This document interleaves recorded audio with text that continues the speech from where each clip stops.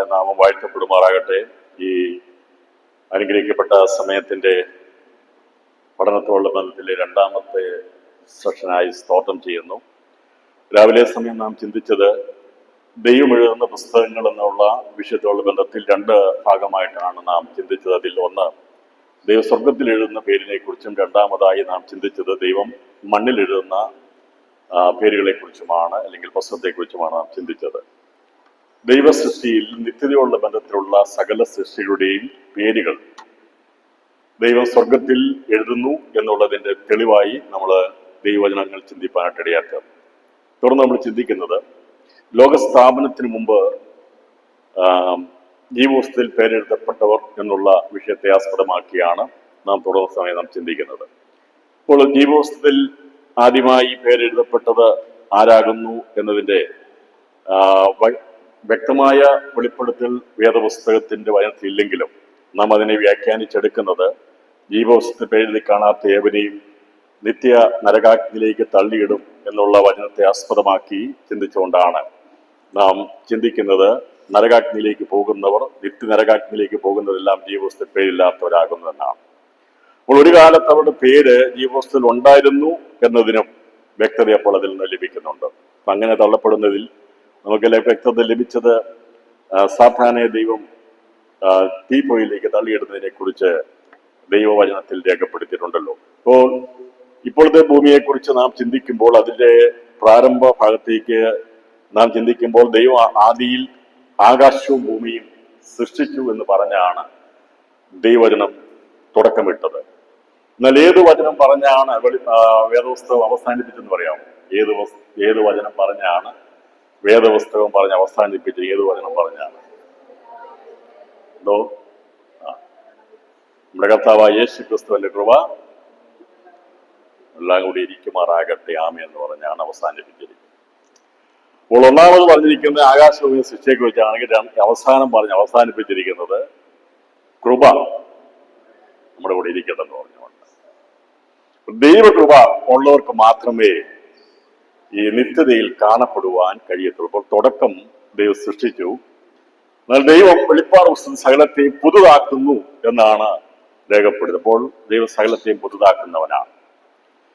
നമുക്ക് ഒന്നാമത്തെ ആകാശത്തിന്റെ സൃഷ്ടി വിവരത്തെ കുറിച്ചുള്ള ഏകദേശമായ ഒരു കാഴ്ചപ്പാട് ഇതിനോടകം ലഭിച്ചിട്ടുണ്ടെന്ന് ഞാൻ വിശ്വസിക്കുന്നു. ഇതല്ലെങ്കിൽ ഇതിനു മുമ്പ് പഠിപ്പിച്ച പിൻവഴി എന്ന പുസ്തകത്തിൽ അതേക്കുറിച്ച് രേഖപ്പെടുത്തിയിട്ടുണ്ട്, അതേക്കുറിച്ചുള്ള പഠനം നടത്തിയിട്ടുണ്ട്. നമ്മൾ ബാംഗ്ലൂർ വെച്ചുള്ള ക്ലാസ്സിൽ അത് എടുത്തിരുന്നു. പക്ഷേ ഗോപകുമാർ ക്ലാസ് പറഞ്ഞതുപോലെ മിക്കവരും ഉറങ്ങിപ്പോയതുകൊണ്ട് ആർക്കും ഒന്നും അറിയത്തില്ല. നിങ്ങൾ ഉറങ്ങുന്നവർക്ക് ഉറങ്ങാം, എന്ത് ചെയ്യാം. പക്ഷെ എന്നിൽ നിക്ഷിപ്തമായിരിക്കുന്ന വചനം അത് പകരപ്പെടുക എന്നതിനപ്പുറമായിട്ട് മറ്റൊന്നും എനിക്കില്ല. ആര് കേൾക്കുന്നുവോ, ആര് നിരസ്കരിക്കുന്നുവോ, ആരിനെ വില കൊടുക്കുന്നുവോ, ഏതായാലും ഉറക്കം വരാത്തവർ കൂടി ഉറങ്ങാൻ പറ്റുകയാണ് ഞാൻ ദൈവത്തിന് സ്തോത്രം ചെയ്യുന്നു. കാരണം ഉറക്കം മാറ്റണമെന്ന് പറഞ്ഞാൽ രാത്രി ഉറക്കാൻ പറ്റില്ല. അതുകൊണ്ട് അങ്ങനെ വേണ്ട ഇവിടെ വന്ന് ഉറങ്ങിയാൽ പോലും അതൊരു സന്തോഷമാണ്. സ്തോത്രം. ഞാൻ പറഞ്ഞല്ലോ, ഈ വിഷയങ്ങൾ പൊതുവായിട്ടുള്ള ചിന്താധാരയിൽ നിന്നും മാറിയതായതുകൊണ്ട് വ്യത്യസ്തങ്ങളായിട്ടുള്ള ഒരു അനുഭവം നമുക്കുണ്ടായിരിക്കും. എപ്പോഴും നമുക്ക് ഓർത്തിരിക്കാൻ കഴിയും. എന്തായാലും ഈ ഒന്നാമത്തെ ആകാശത്തിൽ രണ്ടു കൂട്ടം ജീവസൃഷ്ടികൾ ഉണ്ടായിരുന്നു എന്നുള്ളതിന് തെളിവായിട്ട് ഇയ്യോബിന്റെ പുസ്തകം 38-ാം അധ്യായം 4 മുതൽ 7 വരെയുള്ള വാക്യങ്ങൾ വായിക്കുമ്പോൾ നമുക്ക് തെളിവ് ലഭിക്കുന്നുണ്ട്. ഞാൻ ഭൂമിക്ക് അടിസ്ഥാനമിട്ടപ്പോൾ നീ എവിടെയായിരുന്നു? നിനക്ക് വിവേകമുണ്ടെങ്കിൽ പ്രസ്താവിക്കുക. അതിന്റെ അളവ് നിയമിച്ചവനാ? നീ അറിയുന്നുവോ? അല്ല, അതിന് അളവൊന്നുവിൽ പിടിച്ചവനാ? പ്രഭാത നക്ഷത്രങ്ങൾ ഒന്നിച്ചു ഘോഷിച്ചുല്ലസിക്കുകയും ദൈവപുത്രന്മാരെല്ലാം സന്തോഷിച്ചാക്കുകയും ചെയ്തപ്പോൾ അതിന്റെ അടിസ്ഥാനം ഏതിന്മേൽ ഉറപ്പിച്ചു? അല്ല, അതിന്റെ മൂലക്കല്ലിട്ടവനാ? ഇയ്യോബിന്റെ പുസ്തകം 38-ാം അധ്യായം 4 മുതൽ 7 വരെയുള്ള വാക്യങ്ങളിൽ രേഖപ്പെടുത്തിയിരിക്കുന്നത് ഭൂമിക്ക് അടിസ്ഥാനം ഇടുന്നതിന് മുമ്പായി ഒന്നാമത്തെ ആകാശത്തിൽ സൃഷ്ടികൾ ഉണ്ടായിരുന്നു എന്നുള്ളതിന്റെ വ്യക്തത ഇവിടെ രേഖപ്പെടുത്തിയിരിക്കുന്നു. ഒന്ന്, ഈ അതിന്റെ അളവൊന്നുവിൽ പിടിച്ചവനാ? അല്ല, അതിന് പറഞ്ഞിട്ട് പറയാണ്, പ്രഭാത നക്ഷത്രങ്ങൾ ഒന്നിച്ച് ഘോഷിച്ചുല്ലസിക്കുകയും ദൈവപുത്രന്മാരെല്ലാം സന്തോഷിച്ചാർക്കുകയും ചെയ്തപ്പോൾ അതിന്റെ അടിസ്ഥാനം ഏതിന്മേൽ ഉറപ്പിച്ചു. അപ്പോൾ ഈ ഭൂമിക്ക് സ്ഥാപനമിടുന്നതിന് മുമ്പ് ഒന്നാമത്തെ ആകാശം ദൈവം സൃഷ്ടിച്ചിരുന്നു എന്നതിന്റെ വ്യക്തതയാണ് ഇയ്യോബിന്റെ പുസ്തകത്തിൽ പറഞ്ഞിരിക്കുന്നത്. ഇയ്യോബ് കഷ്ടം സഹിച്ചെങ്കിലും ഈ കഷ്ടം സഹിക്കുന്നത് ദൈവത്തിന്റെ ചട്ടങ്ങൾ പഠിക്കാൻ കാരണമായിത്തീരുന്നു പറയുന്നത്. ഇയ്യോബിന് എത്ര ദിവസം കഷ്ടം സഹിച്ചിരിക്കേണ്ടി വന്നാലും ദൈവം അവനോട് നേരിട്ട് സംസാരിച്ച് ഒരുപാട് മർമ്മങ്ങൾ വെളിപ്പെടുത്തി കൊടുക്കുവാൻ ഇടയാക്കിയിരുന്നു. അപ്പോൾ കഷ്ടം സഹിച്ചാൽ അതിന്റെ അർത്ഥം ദൈവത്തിന് നമ്മളോട് സംസാരിക്കാൻ ഉള്ളത് കൊണ്ടാണ് ചില കഷ്ടത്തിലൂടെയൊക്കെ നമ്മൾ കടന്നു പോകുന്നത്. നമ്മൾ പറയാറില്ലേ, കഷ്ടം വന്നതുകൊണ്ട് എനിക്ക് ദൈവത്തോട് അടുത്തിരിക്കാൻ സാധിച്ചു, ദൈവം എന്നോട് സംസാരിച്ചു, ദൈവശബ്ദം എന്നെ കേൾപ്പിച്ചു എന്നൊക്കെ നാം പറയാറുണ്ട്. കാരണം നാം ഒരുപക്ഷെ വായിച്ചു പോകുന്ന പല സങ്കീർത്തനങ്ങളും പല വേദഭാഗങ്ങളും നാം ഒരുവിട്ടു പോകും. എന്നാൽ അതൊരു കഷ്ടതയോടെ ബന്ധത്തിൽ, ഒരു വിഷയത്തോടെ ബന്ധത്തിൽ നാം അതിനെ അഭിമുഖീകരിക്കുമ്പോഴാണ് ആ വചനം നമ്മളോട് സംസാരിക്കുന്നതായിട്ട് നമുക്ക് മനസ്സിലാകുന്നത്. അതുവരെ നമുക്കിത് ജസ്റ്റ് ഒരു വായന മാത്രമേ ഉള്ളൂ. എന്നാൽ ഒരു വിഷയത്തിലൂടെ നാം കടന്നു പോകുമ്പോൾ അതേ വചനം നമ്മളോട് എന്ത് ചെയ്യും? സംസാരിക്കുമ്പോൾ നമ്മൾ പറയും, എന്റെ കഷ്ടതയിൽ ദൈവം എന്നോട് എന്ത് ചെയ്യുന്നു? സംസാരിച്ചു. ഇയ്യോബിന്റെ കഷ്ടതയിൽ ദൈവം അവനെ കഷ്ടത കൊടുത്തു കഴിഞ്ഞപ്പോൾ ഇത് മറ്റാരും സംസാരിച്ചില്ല. അവന്റെ കൂട്ടുകാർ വന്ന് സംസാരിച്ചു, ആശ്വാസം ഇല്ലാതായിത്തീർന്നു. എന്നാൽ ദൈവം അവനോട് സംസാരിക്കാൻ തുടങ്ങിയതാണ് 38 മുതലുള്ള അധ്യായങ്ങൾ. അതിനകത്തോട് ചോദിക്കുകയാണ്, നിനക്കറിയാമോ? നീ എന്തറിയുന്നു? നീ ജനിക്കുന്നതിന് മുമ്പ്, ഈ ഭൂമി ഉരുവാകുന്നതിന് മുമ്പ്, ഇതിനു മുമ്പുള്ള സൃഷ്ടിയെ കുറിച്ച് നിനക്കറിയാമോ എന്ന് ചോദിക്കുക. എന്ന് പറഞ്ഞാൽ ഒന്നാമത്തെ ഭൂമി സൃഷ്ടിച്ച് നിന്നെ ഉരുവാക്കി, നീ പറയുന്നത് ഞാൻ കച്ചിലൂടെ പോയി ഞാൻ നീതിമാനാന്നൊക്കെ പറയുമ്പോൾ നിനക്കറിയാമോ ഇതിനു മുമ്പ് ഞാൻ സൃഷ്ടിച്ച ഒരു കൂട്ടം ജനമുണ്ട്, ഒരു സൃഷ്ടികളുണ്ട്. അതിനെക്കുറിച്ച് അവർ പറയുന്ന ഒന്നാമത്തെ ആകാശത്തിലെ സൃഷ്ടികളാണ് പ്രഭാത നക്ഷത്രങ്ങൾ. അതിനെ മോർണിംഗ് സ്റ്റാർസ് എന്ന് പറയും. പ്രഭാത നക്ഷത്രങ്ങൾ ഇപ്പോൾ ഇവിടെ കാണുന്ന ഈ ബഹിരാകാശത്തിൽ ഇപ്പോൾ കാണുന്ന ആകാശത്തെ കാണുന്നതല്ല. ഇപ്പൊ നമ്മൾ കാണുന്ന ആകാശമായിട്ട് തന്നെ ചിന്തിക്കരുത്. ഇത് ആകാശ വിധാനമാണ്. വെള്ളം കൊണ്ട് ദൈവം മൂടിയ ശേഷമായി വെള്ളത്തിന്റെ മീതെ വിധാനമുണ്ടാക്കി, അതാണ് ഇപ്പോൾ കാണുന്ന ആകാശം. പക്ഷെ ഇതല്ല ഒന്നാമത്തെ ആകാശം. ഒന്നാമത്തെ ആകാശം പറുദീസയാണ്. അവിടേക്ക് ആർക്കും പ്രവേശിക്കാൻ കഴിയത്തില്ല. നമ്മൾ കാണുന്ന സൂര്യ ചന്ദ്ര നക്ഷത്രങ്ങളൊക്കെ അത് ദൈവം വെള്ളത്തിൽ മീതെ വിധാനമുണ്ടാക്കി അതിന്മേൽ സൃഷ്ടിച്ചിരിക്കുന്നതാണ് നമ്മൾ കാണുന്ന ഈ കാണുന്ന ഗാലക്സിയും മറ്റുള്ള നക്ഷത്രങ്ങളും ഒക്കെ. എന്നാൽ അതിന് മീതെയായിട്ട് സ്വർഗാസ്വർഗത്തിന് താഴെയായി ദൈവം സൃഷ്ടിച്ചുണ്ടാക്കിയിരുന്ന ഒന്നാമത്തെ ഭൂമിയിലെ സൃഷ്ടികളെ കുറിച്ചുള്ള ഏകദേശമായ ഒരു വിവരണം ദൈവം തന്നിട്ടുണ്ട്. അത് കൂടുതൽ നമുക്ക് വെളിപ്പെടുത്തേണ്ട ആവശ്യമില്ല, വേണ്ടിയത് മാത്രം ദൈവം തന്നിട്ടുണ്ട്. നമ്മളെ കുറിച്ചുള്ള കാര്യങ്ങളെ കൂടുതൽ പറയുന്നാൽ ലോക സൃഷ്ടിക്ക് മുമ്പ് സൃഷ്ടി ഉണ്ടായിരുന്നു എന്നുള്ളതാണ് ഇയ്യോബിനെ ദൈവം പഠിപ്പിച്ചു. എല്ലാവരും ഒന്നും പഠിപ്പിക്കുന്നില്ല, എല്ലാവർക്കും ആവശ്യമില്ല. ഇയ്യോബിനെ ദൈവം പറഞ്ഞു, നിനക്കറിയാമോ ഞാൻ ഈ ഭൂമിക്ക് അടിസ്ഥാനം ഇടുന്നതിന് മുമ്പ് ചിലർ സന്തോഷിച്ചു, ആർത്തുല്ലസിച്ചു. 2 കൂട്ടരാണ് പറഞ്ഞിരിക്കുന്ന. 1, പ്രഭാത നക്ഷത്രങ്ങൾ ഒന്നിച്ചു ഘോഷിച്ചുല്ലസിച്ചു. 2, ദൈവപുത്രന്മാരെല്ലാം സന്തോഷിച്ചാർക്കുകയും ചെയ്തു. അപ്പോൾ ദൈവപുത്രന്മാർ എന്ന് പറയുന്നത് ശേത്തിന്റെ സന്തതിയാണെന്ന് പഠിപ്പിക്കുന്നവരുണ്ട്. ഭൂമിക്ക് അടിസ്ഥാനം ഇടുന്നതിന് മുമ്പ് ശേത്തുണ്ടായിരുന്നോ? ഇല്ല. അപ്പോൾ ഇവിടെ ദൈവപുത്രന്മാർ എന്ന് പറഞ്ഞിരിക്കുന്നത് ഈ ശേത്തിന്റെ സന്തതിപ്പെടുന്നവരല്ല. അത് ഒന്നാമത്തെ ആകാശത്തിലെ സൃഷ്ടികളായിരുന്നു. 2 കൂട്ടരാണുള്ളത്. 1, പർദീസയിൽ വസിക്കുന്ന പ്രഭാത നക്ഷത്രങ്ങളുടെ സമൂഹം, അതിന്റെ ലീഡർഷിപ്പിൽ ഉണ്ടായിരുന്ന വ്യക്തിയാണ് മോർണിംഗ് സ്റ്റാർ എന്നറിയപ്പെടുന്ന അരുണോദയ പുത്രൻ. അദ്ദേഹമാണ് ഒന്നാമത്തെ ആകാശത്തെ അതിനെ പ്രകാശിപ്പിച്ചുകൊണ്ടിരുന്നത്. അത് ആ മോർണിംഗ് സ്റ്റാറിന്റെ കീഴിലുള്ള നക്ഷത്രങ്ങളെല്ലാം കൂടുന്ന നക്ഷത്ര സമൂഹം ഒരു സൃഷ്ടിയാണ്. നമുക്കതിന്റെ ആകൃതി എന്താണെന്നൊന്നും പറയാൻ കഴിയത്തില്ല. പക്ഷേ അതിനൊരു ദൈവം പറഞ്ഞിരിക്കുന്ന അനുസരിച്ച് അത് സൃഷ്ടിയാകുന്നു. ഇവർക്ക് ഘോഷിച്ചുല്ലസിക്കാൻ കഴിയുന്നു എന്നുള്ളത് കൊണ്ട് ഇതൊരു പ്രത്യേകതരം സൃഷ്ടിയാണെന്നുള്ളതും അതിനെ എന്താണ് ലൂസിഫർ എന്നോ എങ്ങനെയാണ് അവരുടെ രൂപമെന്നോ അവർക്ക് വെളിപ്പെട്ട് കിട്ടാത്തത് കൊണ്ട് ഏത് രീതിയിലാണ് ഈ പ്രഭാത നക്ഷത്രം ഉണ്ടെന്നുള്ളത് അറിയത്തില്ല. പക്ഷെ അവര് തേജസ്സുള്ളവരാണ് എന്നുള്ളത് നമുക്ക് മനസ്സിലാക്കിയെടുക്കാൻ സാധിക്കുന്നു. അപ്പൊ അവർ ഘോഷിച്ചുല്ലസിച്ചു. ദൈവപുത്രന്മാർ എല്ലാവരും സന്തോഷിച്ച് ആനന്ദിച്ചെന്ന് പറയുമ്പോൾ അത് ദൈവത്തിന്റെ ദേവസഭയിൽ നിൽക്കുന്ന ദേവന്മാരാകും. പക്ഷെ നമുക്ക് എല്ലാവർക്കും ഭയങ്കര എതിർപ്പുള്ളതാണ് ദേവൻ എന്നൊക്കെ പറയുമ്പോൾ ഭയങ്കര പ്രശ്നമുള്ള കാര്യം.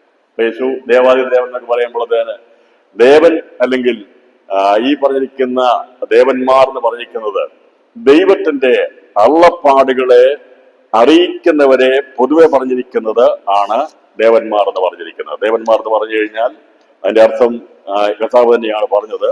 നിങ്ങൾ ദേവന്മാർ എന്ന് പറയുന്ന ഒരു സങ്കീർത്തനത്തിൽ പറഞ്ഞിട്ടുണ്ട്. അപ്പോൾ ദേവന്മാരാകുന്നു എങ്കിൽ അവരാരാണ്?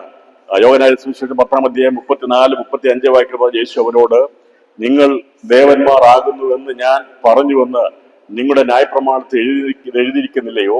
ദൈവത്തിന്റെ അള്ളപ്പാട് ഉണ്ടായിട്ടുള്ളവരെ ദേവന്മാർ എന്ന് പറഞ്ഞുവെങ്കിൽ തിരുവെഴുത്ത് നീക്കം വന്നുകൂടായല്ലോ. ഞാൻ ദൈവത്തിന്റെ പുത്രൻ എന്ന് പറഞ്ഞതുകൊണ്ട് നീ ദൈവദൂഷണം പറയുന്നു എന്ന് പിതാവ് വിശുദ്ധീകരിച്ച് ലോകത്തിൽ അയച്ചവനോട് നിങ്ങൾ പറയുന്നു. ഇവിടെ പറയുകയാണ്, ദൈവം തന്റെ പുത്രനെ ഭൂമിയിലേക്ക് അയച്ചുകൊണ്ടാണ് അള്ളപ്പാടുകളിൽ അള്ളപ്പാട് ലഭിച്ചത് കർത്താവായതുകൊണ്ടാണ് അവനെ ദേവാദി ദേവൻ എന്ന് പറയുന്നത്. കർത്താവ് ആരാണ്? ദേവാദി ദേവനാണ്. സകല അരുളപ്പാടുകളും പിതാവാം ദൈവത്തിന്റെ അള്ളപ്പാടുകൾ പ്രവാചകന്മാർക്ക് കൊടുത്തിട്ടുള്ളതുപോലെ നമുക്കറിയാം, പ്രവാചകന്മാർക്ക് കൊടുത്തിട്ടുണ്ട്. എന്നാൽ സൃഷ്ടികൾക്ക് അറിയിച്ചു കൊടുത്തതാണ് ദേവന്മാരുടെ ബന്ധത്തിൽ അവരെ ദൈവപുത്രന്മാരായി വെളിപ്പെടുത്തിയിരിക്കുന്നത്. അവരെ ദേവന്മാർ എന്നാണ് 87-ാം സങ്കീർത്തനത്തിൽ രേഖപ്പെടുത്തിയിരിക്കുന്നത്. 87-ാം സങ്കീർത്തനത്തിൽ രേഖപ്പെടുത്തി അവരെ കുറിച്ചാണ് പറഞ്ഞിരിക്കുന്നത്. 82-ാം സങ്കീർത്തനം 82-6-7 വാക്യങ്ങൾ പറയുന്നത്, നിങ്ങൾ ദേവന്മാരാകുന്നുവെന്നും നിങ്ങളൊക്കെയും അത്യുന്നതന്റെ പുത്രന്മാർ എന്ന് ഞാൻ പറഞ്ഞു, എങ്കിലും നിങ്ങൾ മനുഷ്യരെ പോലെ മരിക്കും, പ്രഭുക്കന്മാർ ഒരുത്തനെ പോലെ പട്ടുപോകും. 82-ാം സങ്കീർത്തനം 6-7 വാക്യങ്ങളിൽ രേഖപ്പെടുത്തിയിരിക്കുന്നു. അപ്പോൾ നിങ്ങൾ മനുഷ്യരെ പോലെ മരിക്കും, പ്രഭുക്കന്മാരിൽ ഒരുത്തനെ പോലെ പട്ടുപോകും എന്ന് പറഞ്ഞിരിക്കുന്ന ദൈവപുത്രന്മാരാകുന്ന ദൂതന്മാർ ആകാശവാസികളാകും. അപ്പോൾ ഇവരെ കുറിച്ച് നമുക്കറിയാം. ഇപ്പൊ ഇവര് ഒന്നാമത്തെ ആകാശം സൃഷ്ടിച്ചപ്പോൾ അവിടുത്തെ സൃഷ്ടികളായിരുന്നു പ്രഭാത നക്ഷത്രങ്ങളെന്നും ദേവന്മാരാകുന്ന ദൈവത്തിന് അരുളപ്പാട് ലഭിക്കുന്ന ദൈവപുത്രന്മാരായിരിക്കുന്നവരെന്നും വേദപുസ്തകം നമുക്ക് തന്നിരിക്കുന്നതുകൊണ്ട് ഈ മീതെയുള്ള നമ്മുടെ പരദേശയിൽ ഉൾപ്പെടെയുള്ള ആകാശത്തിൽ, ഒന്നാമത്തെ ആകാശത്തിൽ ഈ 2 തരത്തിലുള്ള സൃഷ്ടികൾ ഉണ്ടായിരുന്നു എന്നുള്ളതിന്റെ വ്യക്തത നമുക്ക് ലഭിക്കുന്നുണ്ട്. ഇനി അതേ സംബന്ധിച്ച് കൂടുതലായി പഠിക്കണമെങ്കിൽ നിരവധി ഭാഗങ്ങൾ എടുത്ത് അതേക്കുറിച്ച് ചിന്തിക്കുക. നമ്മൾ അതിലേക്ക് ഞാൻ പോകാൻ ആഗ്രഹിക്കുന്നില്ല. ഏതായാലും ഇയ്യോബിന്റെ പുസ്തകത്തിൽ 38-ാം അധ്യായത്തിനനുസരിച്ച് 2 സൃഷ്ടികളുണ്ടെന്നുള്ളത് അറിയാം. ഒന്ന് പ്രഭാത നക്ഷത്രങ്ങൾ, 2 നമ്മൾ മനസ്സിലാക്കിയത് ദേവന്മാർ അഥവാ ദൈവപുത്രന്മാർ എന്ന് വിളിക്കപ്പെട്ടവർ. ഈ 2 കൂട്ടരുടെയും സൃഷ്ടിപ്പ് ഒരുമിച്ചാണ് നടന്നത്, ഒന്നിച്ചാണ്. എന്നാൽ മനുഷ്യദൈവം സൃഷ്ടിച്ചത് ഒന്നിച്ചല്ല. മനുഷ്യദൈവം സൃഷ്ടിച്ചിരിക്കുന്നത് അത് ബയോളജിക്കലായിട്ടുള്ള ഗ്രോത്താണ്. അത് പ്രത്യേകമായിട്ടുള്ള ഒരു ജനനം, ഓരോരുത്തരുടെ ഒന്നൊന്നായിട്ടാണ് ജനിക്കുന്നത്. എന്നാൽ ഈ ആകാശവാസികളായിരിക്കുന്ന ദൂതന്മാരെ ദൈവം സൃഷ്ടിച്ചത് കൂട്ടത്തോടെയാണ് ദൈവത്തെ സൃഷ്ടിച്ചത്, ഒന്നിച്ച്. അവിടെ ജഡമരണമില്ല. ദൂതന്മാർക്കും മനുഷ്യൻ തമ്മിലുള്ള വ്യത്യാസം, ദൂതന്മാർക്ക് ആത്മമരണം ഉണ്ടാകും, പക്ഷെ എന്നുണ്ടാകത്തില്ല, ജഡമരണം ഉണ്ടാകുകയില്ല. മനുഷ്യർക്ക് ആത്മമരണവുമുണ്ട്, ജഡമരണവുമുണ്ട്. ഞാൻ പറയുന്നത് മനസ്സിലാവുന്നു? എന്ന് പറഞ്ഞാൽ നമുക്ക് എന്തുണ്ട്? ആത്മമരണം ഉണ്ടാകും എന്ന് പറഞ്ഞാൽ ദൈവത്തിൽ നിന്ന് അകന്നു പോകും. അതുപോലെ നാം ലോകം വിട്ടും മാറിപ്പോകും. ദൈവത്തിൽ നിന്ന് അകന്നു പോകുന്നതിനെ ആത്മമരണമെന്നും, നാം ജഡത്തിൽ നിന്ന് വേർപെട്ട് ലോകത്തിൽ നിന്ന് മാറുന്നതിനെ ജഡമരണമെന്നും പറയുന്നു. അപ്പൊ നമുക്കെന്തുണ്ട്? നമുക്ക് ലോകം വിട്ട് മാറണം, ജഡമരണമുണ്ട്, ആത്മമരണമുണ്ട്. എന്നാൽ ദൂതന്മാർക്ക് അവർക്ക് പാപം ചെയ്താൽ മനുഷ്യരെ പോലെ മരിക്കും. അതിന്റെ അർത്ഥം അവർക്ക് നിത്യമരണമാണുള്ളത്. അവർക്ക് ഒരിക്കലും തിരിച്ചുവരവില്ലാത്ത നിത്യമരണമാണ് ദൂതന്മാർക്കുണ്ടാകുന്നത്. പക്ഷെ അവർക്ക് ജഡമരണമില്ല, ഒരിക്കലും അവിടെ ജഡം നഷ്ടപ്പെട്ടു പോകുന്നില്ല. അതുകൊണ്ടാണ് സാത്താൻ പാപം ചെയ്തു കഴിഞ്ഞപ്പോൾ, ലൂസിഫർ പാപം ചെയ്തപ്പോൾ അവരെ വചനമാകുന്ന വാളുകൊണ്ട് വെട്ടി താഴേക്ക് ദൈവം ഇട്ടു എന്നുള്ളത് ഇവിടെ വേദപുസ്തകത്തിൽ രേഖപ്പെടുത്തുന്നത്. അപ്പൊ ദൈവവചനം കൊണ്ടാണ് അവയെ വെട്ടി താഴേക്ക് ഇട്ടെന്നുള്ളത് നമുക്ക് വേദപുസ്തകത്തിന് യെശയ്യാ 14, എഹെസ്കേൽ 28 വായിക്കുമ്പോൾ ഈ ലൂസിഫറിനെ സംബന്ധിച്ചുള്ള ഭാഗങ്ങൾ രേഖപ്പെടുത്തിയിരിക്കുന്നത് വളരെ വ്യക്തമായി കാണാൻ സാധിക്കുന്നുണ്ട്. ഇപ്പൊ ഇവിടെ 2 തരം സൃഷ്ടികൾ ഒന്നാമത്തെ ആകാശത്തിൽ ഉണ്ടായിരുന്നു എന്നുള്ളൊരു തെളിവ് ഇയ്യോബിന്റെ പുസ്തകത്തിൽ നിന്ന് ലഭിച്ചതനുസരിച്ച് അപ്പോൾ അവരുടെ പേര് സ്വർഗത്തിൽ റെക്കോർഡ് ചെയ്തിട്ടുണ്ടായിരുന്നു. അവരുടെ പേര് എവിടെയുണ്ട്? സ്വർഗത്തിലുണ്ടായിരുന്നു. ഈ സ്വർഗത്തിൽ എഴുതിയ പേര്, അതിന്റെ പേരാണ് ജീവ പുസ്തകം എന്ന് പറയുന്നത്. പറഞ്ഞാൽ ജീവൻ നൽകുന്നത് ആരാണോ അവനുമായി ബന്ധപ്പെട്ടിരിക്കുന്ന പുസ്തകത്തെയാണ് ജീവപുസ്തകം എന്ന് പറയുന്നത്. ജീവപുസ്തകം എന്ന് പറഞ്ഞാൽ ജീവൻ നൽകുന്ന ജീവന്റെ ഉറവയാരാണ്? കർത്താവായ യേശു ക്രിസ്തുവാണ്. അതുകൊണ്ടാണ് ആ ജീവി ഉറവയായിരിക്കുന്ന ജീവൻ നൽകുന്ന വചനമാകുന്ന ദൈവത്തോട് ബന്ധപ്പെട്ടിരിക്കുന്നവരെയാണ് ജീവപുസ്തകത്തിൽ എഴുതുന്നത്. അപ്പോൾ അത് എഴുതുന്നത് ദൈവമാണ്. അപ്പോൾ അങ്ങനെയാണെങ്കിൽ സകലത് സൃഷ്ടിക്കപ്പെട്ട ദൈവമാണ്, ദൈവത്താലാണ്, വചനത്താലാണ്. എല്ലാം സൃഷ്ടിക്കപ്പെട്ടത് എന്തിനാ സൃഷ്ടിക്കപ്പെട്ടത്? ആ വചനത്താലാണ് സൃഷ്ടിക്കപ്പെട്ടത്. അപ്പോൾ ദൈവവചനത്താൽ സൃഷ്ടിക്കപ്പെട്ട ഒന്നാമത്തെ ആകാശത്തിൽ ദൈവം അവരെ സൃഷ്ടിച്ചെടുത്തത് വചനം കൊണ്ട് സൃഷ്ടിച്ചു. അവിടെ മറ്റുള്ള ജീവികളുണ്ടോ എന്നുള്ളതൊന്നും പറഞ്ഞിട്ടില്ല. അതുകൊണ്ട് ഈ രണ്ട് ഗണത്തിൽപ്പെടുന്ന സൃഷ്ടികൾ അവിടെ ഉണ്ടായിരുന്നുള്ളതും അവരുടെ പേര് ജീവപുസ്തകത്തിൽ ഉണ്ടായിരുന്ന കാരണം ദൈവത്താൽ സൃഷ്ടിക്കപ്പെട്ടവരായതുകൊണ്ട്, ദൈവവചനമായി ബന്ധമുള്ളതുകൊണ്ട്, ദൈവത്തെ കൂടാതെ സൃഷ്ടിക്കില്ലാത്തത് കൊണ്ട് ദൈവത്തിന്റെ പുസ്തകത്തിൽ അവരുടെ പേര് എഴുതിയിരുന്നു. അതിൽ അർബോധയുക്തനായിരിക്കുന്ന ലൂസിഫർ ഉൾപ്പെടെ സകല പ്രഭാത നക്ഷത്രങ്ങളുടെ പേരും, അതുപോലെ തന്നെ അവിടുത്തെ ദൈവപുത്രന്മാരായിരിക്കുന്ന ദേവസഭയിലെ ദേവസഭയിൽ നിൽക്കുന്നൊക്കെ പറഞ്ഞതാണ്, ദൈവ പുത്രന്മാരുടെ പേരുകളും ജീവപുസ്തകത്തിൽ എഴുതപ്പെട്ടതാണ്. ലോകസ്ഥാപനത്തിന് മുമ്പ് എഴുതിയ ജീവപുസ്തകത്തിന്റെ നിലവാരം. ആരുടെ പേരൊക്കെ അതിനകത്തുണ്ടായിരുന്നു? ഈ പുസ്തകത്തിൽ ആരുടെ പേരൊക്കെ ഉണ്ടായിരുന്നു? അവിടെ ലോകസ്ഥാപനത്തിന് മുമ്പ് ആരുടെ പേരാണ് ഉണ്ടായിരുന്നത്? അഥവാ ഒന്നാമത്തെ ഭൂമി സൃഷ്ടിക്കുന്നതിന് മുമ്പ് ഒന്നാമത്തെ ആകാശത്തിൽ ഉണ്ടായിരുന്ന പ്രഭാത നക്ഷത്രങ്ങളുടെ പേരും, അതുപോലെ തന്നെ പ്രഭാത നക്ഷത്രങ്ങളുടെ പേരും ദൈവപുത്രന്മാരുടെ പേരും ജീവപുസ്തകത്തിൽ ഉണ്ടായിരുന്നു. ആ പുസ്തകത്തെയാണ് ദൈവം എഴുതി തുടങ്ങിയ, ലോകസ്ഥാപനത്തിന് മുമ്പ് എഴുതി തുടങ്ങിയ ജീവപുസ്തകമെന്ന് പ്രാരംഭത്തിൽ നാം ചിന്തിക്കുന്നത്.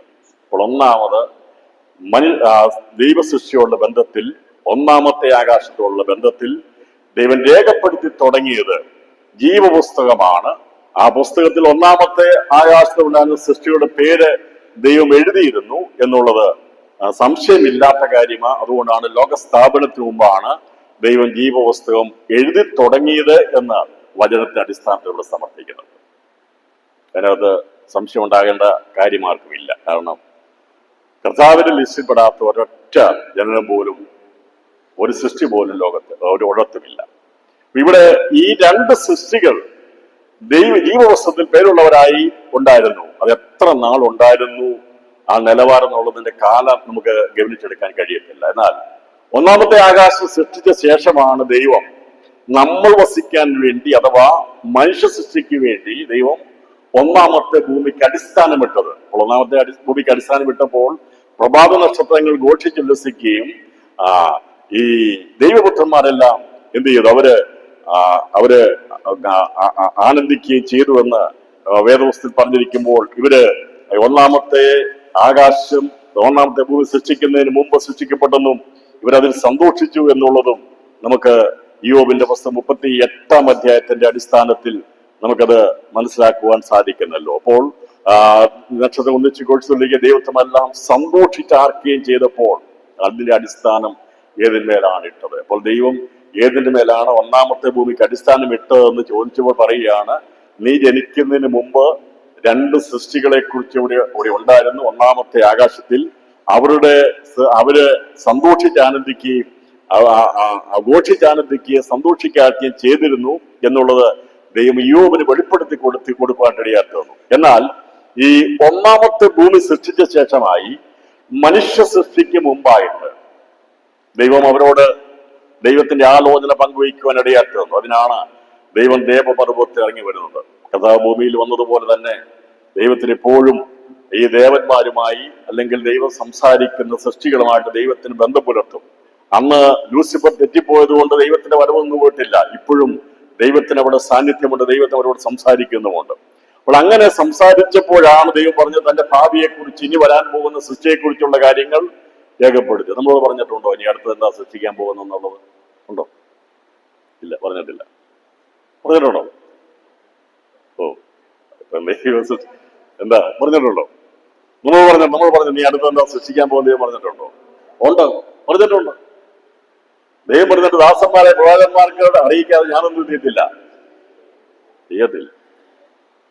തന്റെ പ്രവാചകന്മാരായിരിക്കും ദാസന്മാർക്ക് വെളിപ്പെടുത്തി കൊടുക്കാതെ കർത്താവ് ഒന്നും ചെയ്തില്ല. കർത്താവ് പറഞ്ഞില്ല, ഞാൻ പുതിയ ആകാശവും പുതിയ ഭൂമി സൃഷ്ടിക്കുന്നു പറഞ്ഞോ? ആരോടാ പറഞ്ഞത്? നമ്മളോടാ പറഞ്ഞത്. ഈ ദൈവം ഗ്രഹിക്കുന്നവരാണ് പറഞ്ഞത്, മനസ്സിലാവുന്നവരാണ് പറഞ്ഞത്. പുതിയ ആകാശം പുതിയ ഭൂമി ഞാൻ സൃഷ്ടിക്കും. ഇപ്പോഴുള്ള എല്ലാവരും എന്ത് ചെയ്യും? കത്തി അഴിയപ്പെടും. വരാൻ പോകുന്ന കാര്യം. പക്ഷെ നമുക്കിതൊന്നല്ല വേണ്ടിയത്. നമുക്ക് വേണ്ടിയത് വരുന്ന വർഷം ഞാൻ ആരായിരിക്കും, എന്റെ തലമുറ എന്തായിരിക്കും എന്നൊക്കെയാണ് ചിന്തിക്കേണ്ടല്ലേ. ദൈവം അതല്ല ചെയ്യുന്നത്. അത് നമുക്ക് ആവശ്യമാണ്.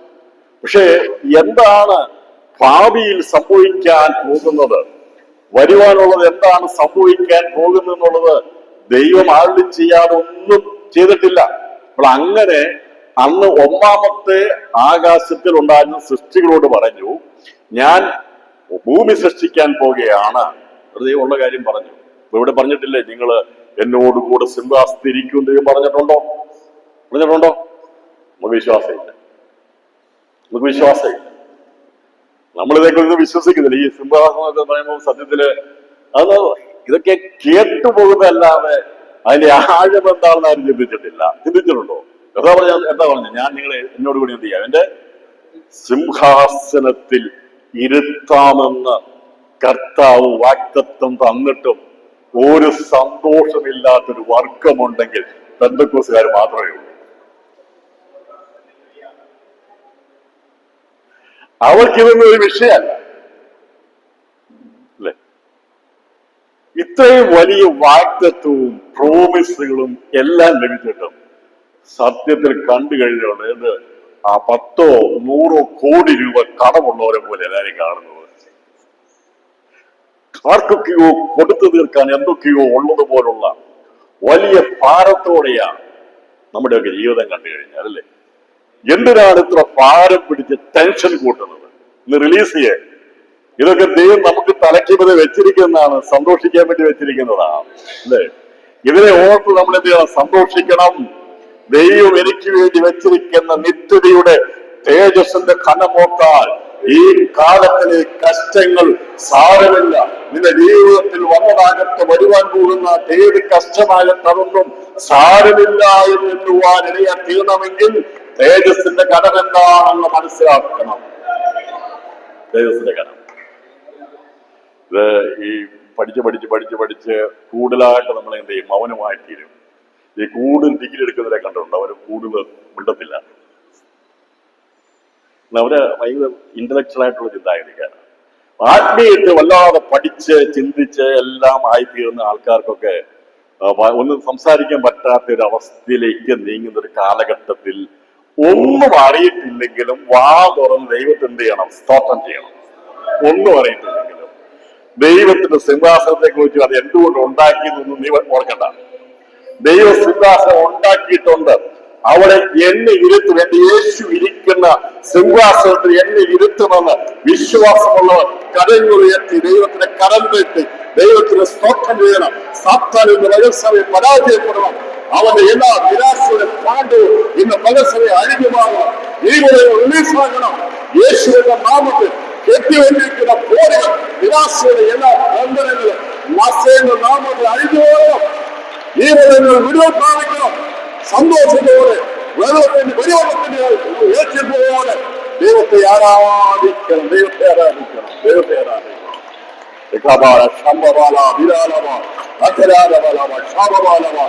ഒരിക്കലും നിരക്കാത്തൊരു ആരാധനയുടെ ദോഷവീരത്തെ, സന്തോഷത്തിന്റെ, ആനന്ദത്തിന്റെ, ഉല്ലാസത്തിന്റെ ദോഷവീരത്തെ, ആദോ നദിയുടെ ഒരു ശക്തിയുടെ യാവരിക്കട്ടെ.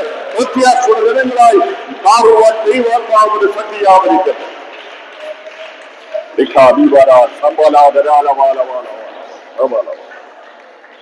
Glory to Jesus. Hallelujah.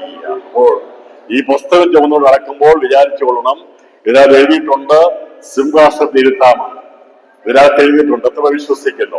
ഈ പുസ്തകം എടുത്തുകൊണ്ട് നടക്കുമ്പോൾ പറയണം, എന്റെ കയ്യിലിരിക്കുന്ന പുസ്തകത്തിനകത്ത് എഴുതിയിരിക്കുന്നത് സ്വർഗീയ സിംഹാസനത്തിൽ മറ്റാരെയും ഇരുത്തത്തില്ലെന്നാൽ ഇത് കൊണ്ടു നടക്കുന്ന ഹൃദയത്തിൽ യേശുവിനെ വഹിക്കുന്നവരെ യേശുവിനെ ഇരുത്താമെന്ന് പറഞ്ഞിട്ടുണ്ട്. അതുകൊണ്ടാണ് ഞാനിത് തുറക്കുന്നത്. അതുകൊണ്ട് എനിക്കിത് ലജ്ജയുള്ളതാണ്, എന്റെ അഭിമാനമാണ്, എന്നെ ഉയർത്താനുള്ളതാണ്, എന്നെ ഉയർത്താനുള്ളതാണ്.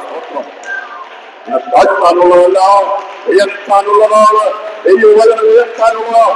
ദൈവവചനം നമ്മെ ഉയർത്തുവാനുള്ളതാണ്, താഴ്ത്തുവാനുള്ളതല്ല. ഇന്ന് പല സമയം ഉയർത്തുവാൻ ദൈവാത്മാവിന്റെ ശക്തിയാണ് വ്യാപരിക്കുന്നത്. ദൈവമോ നീ ഉയർത്തപ്പെടും, നീ താഴ്ത്തപ്പെടുകയില്ല. Hallelujah, hallelujah, hallelujah, hallelujah. ഇങ്ങനെ ഒരു സൃഷ്ടിയെക്കുറിച്ചുള്ള ആലോചന ഒന്നാമത്തെ ആകാശത്തിൽ സൃഷ്ടിയോട് പറഞ്ഞു, ഒരു സൃഷ്ടിയെ ഞാൻ സൃഷ്ടിക്കുണ്ടാക്കാൻ പോകും, നിങ്ങളെക്കാൾ പ്രൊമോട്ട് ചെയ്യുന്ന, നിങ്ങളെക്കാൾ ഉന്നതമായിരിക്കുന്ന സ്ഥാനം അലങ്കരിക്കാൻ പോകുന്ന ഒരു സൃഷ്ടിയെ സൃഷ്ടിക്കാൻ പോകുക. അത് ഞാൻ ഭൂമി ഉണ്ടാക്കി, ഭൂമിയിൽ നിന്ന് മണ്ണ് കൊണ്ട് മനുഷ്യനെ ഉണ്ടാക്കും, അവളെ എന്നോട് സദസ്യയായി എന്റെ സിംഹാസനത്തിൽ ഇരുത്തുമെന്നുള്ള ആലോചനയാണ് അവരെ അറിയിച്ചത്. അതിനെയാണ് അറിവെന്ന് പറയുന്നത്. അറിവ്, സാത്താന് ലഭിച്ച അറിവ്. അവൻ ലഭിച്ച അറിവെന്ന് പറഞ്ഞാൽ ഞാൻ പല പ്രാവശ്യം പ്രസംഗിച്ചുള്ളൂ. പക്ഷെ എനിക്കറിയാം പെന്തക്കോസ്ത് അത് എത്ര പ്രാവശ്യം പ്രസംഗിച്ചാലും ഒരു കുഴപ്പമില്ല. ഞാൻ പല പ്രാവശ്യം പറഞ്ഞിട്ടുള്ളത്, പല ആവർത്തി പ്രസംഗിച്ചിട്ടുള്ളത്. ഇതിനാണ് അറിവെന്ന് പറയുന്നത്.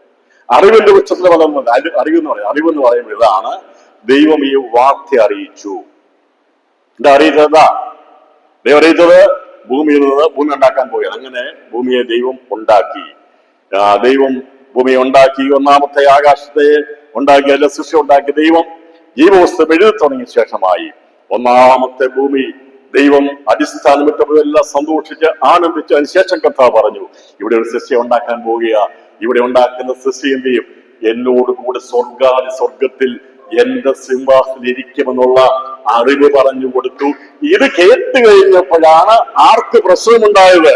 അതുവരെ ഒരു കുഴപ്പമുണ്ടായിരുന്ന ലൂസിഫർ ഇത് ഉള്ളിൽ വാർത്ത കഴിഞ്ഞപ്പോൾ വിചാരിച്ചു, എനിക്ക് ആ സ്ഥാനം വേണം എന്നാ പറഞ്ഞത്. ഞാൻ സ്വർഗത്തിന്റെ ഉന്നതകളിൽ കയറി അവന്റെ സിംഹാസനം മീതെ ഞാൻ എന്ത് ചെയ്യും? എന്റെ സിംഹാസനം വെച്ച് അവിടെ ഇരുന്ന് അരുളുമെന്നൊക്കെ പറഞ്ഞ് അവന്റെ ഉള്ളിൽ ചിന്ത വന്നപ്പോൾ തന്നെ ദൂരത്തു നിന്ന് ചിന്തകളെ ഗ്രഹിക്കുന്ന ദൈവം സ്വർഗത്തിൽ നിന്ന് ഇവന്റെ ദൃഷ്ടിയെ, ഇവന്റെ ഹൃദയത്തെ നോക്കിയപ്പോൾ അന്തരംഗ ദൈവം നോക്കിയപ്പോൾ ലൂസിഫറിന്റെ അകത്ത് ഈ ചിന്ത വന്നപ്പോൾ തന്നെ ദൈവം അവനെ എന്ത് ചെയ്തു?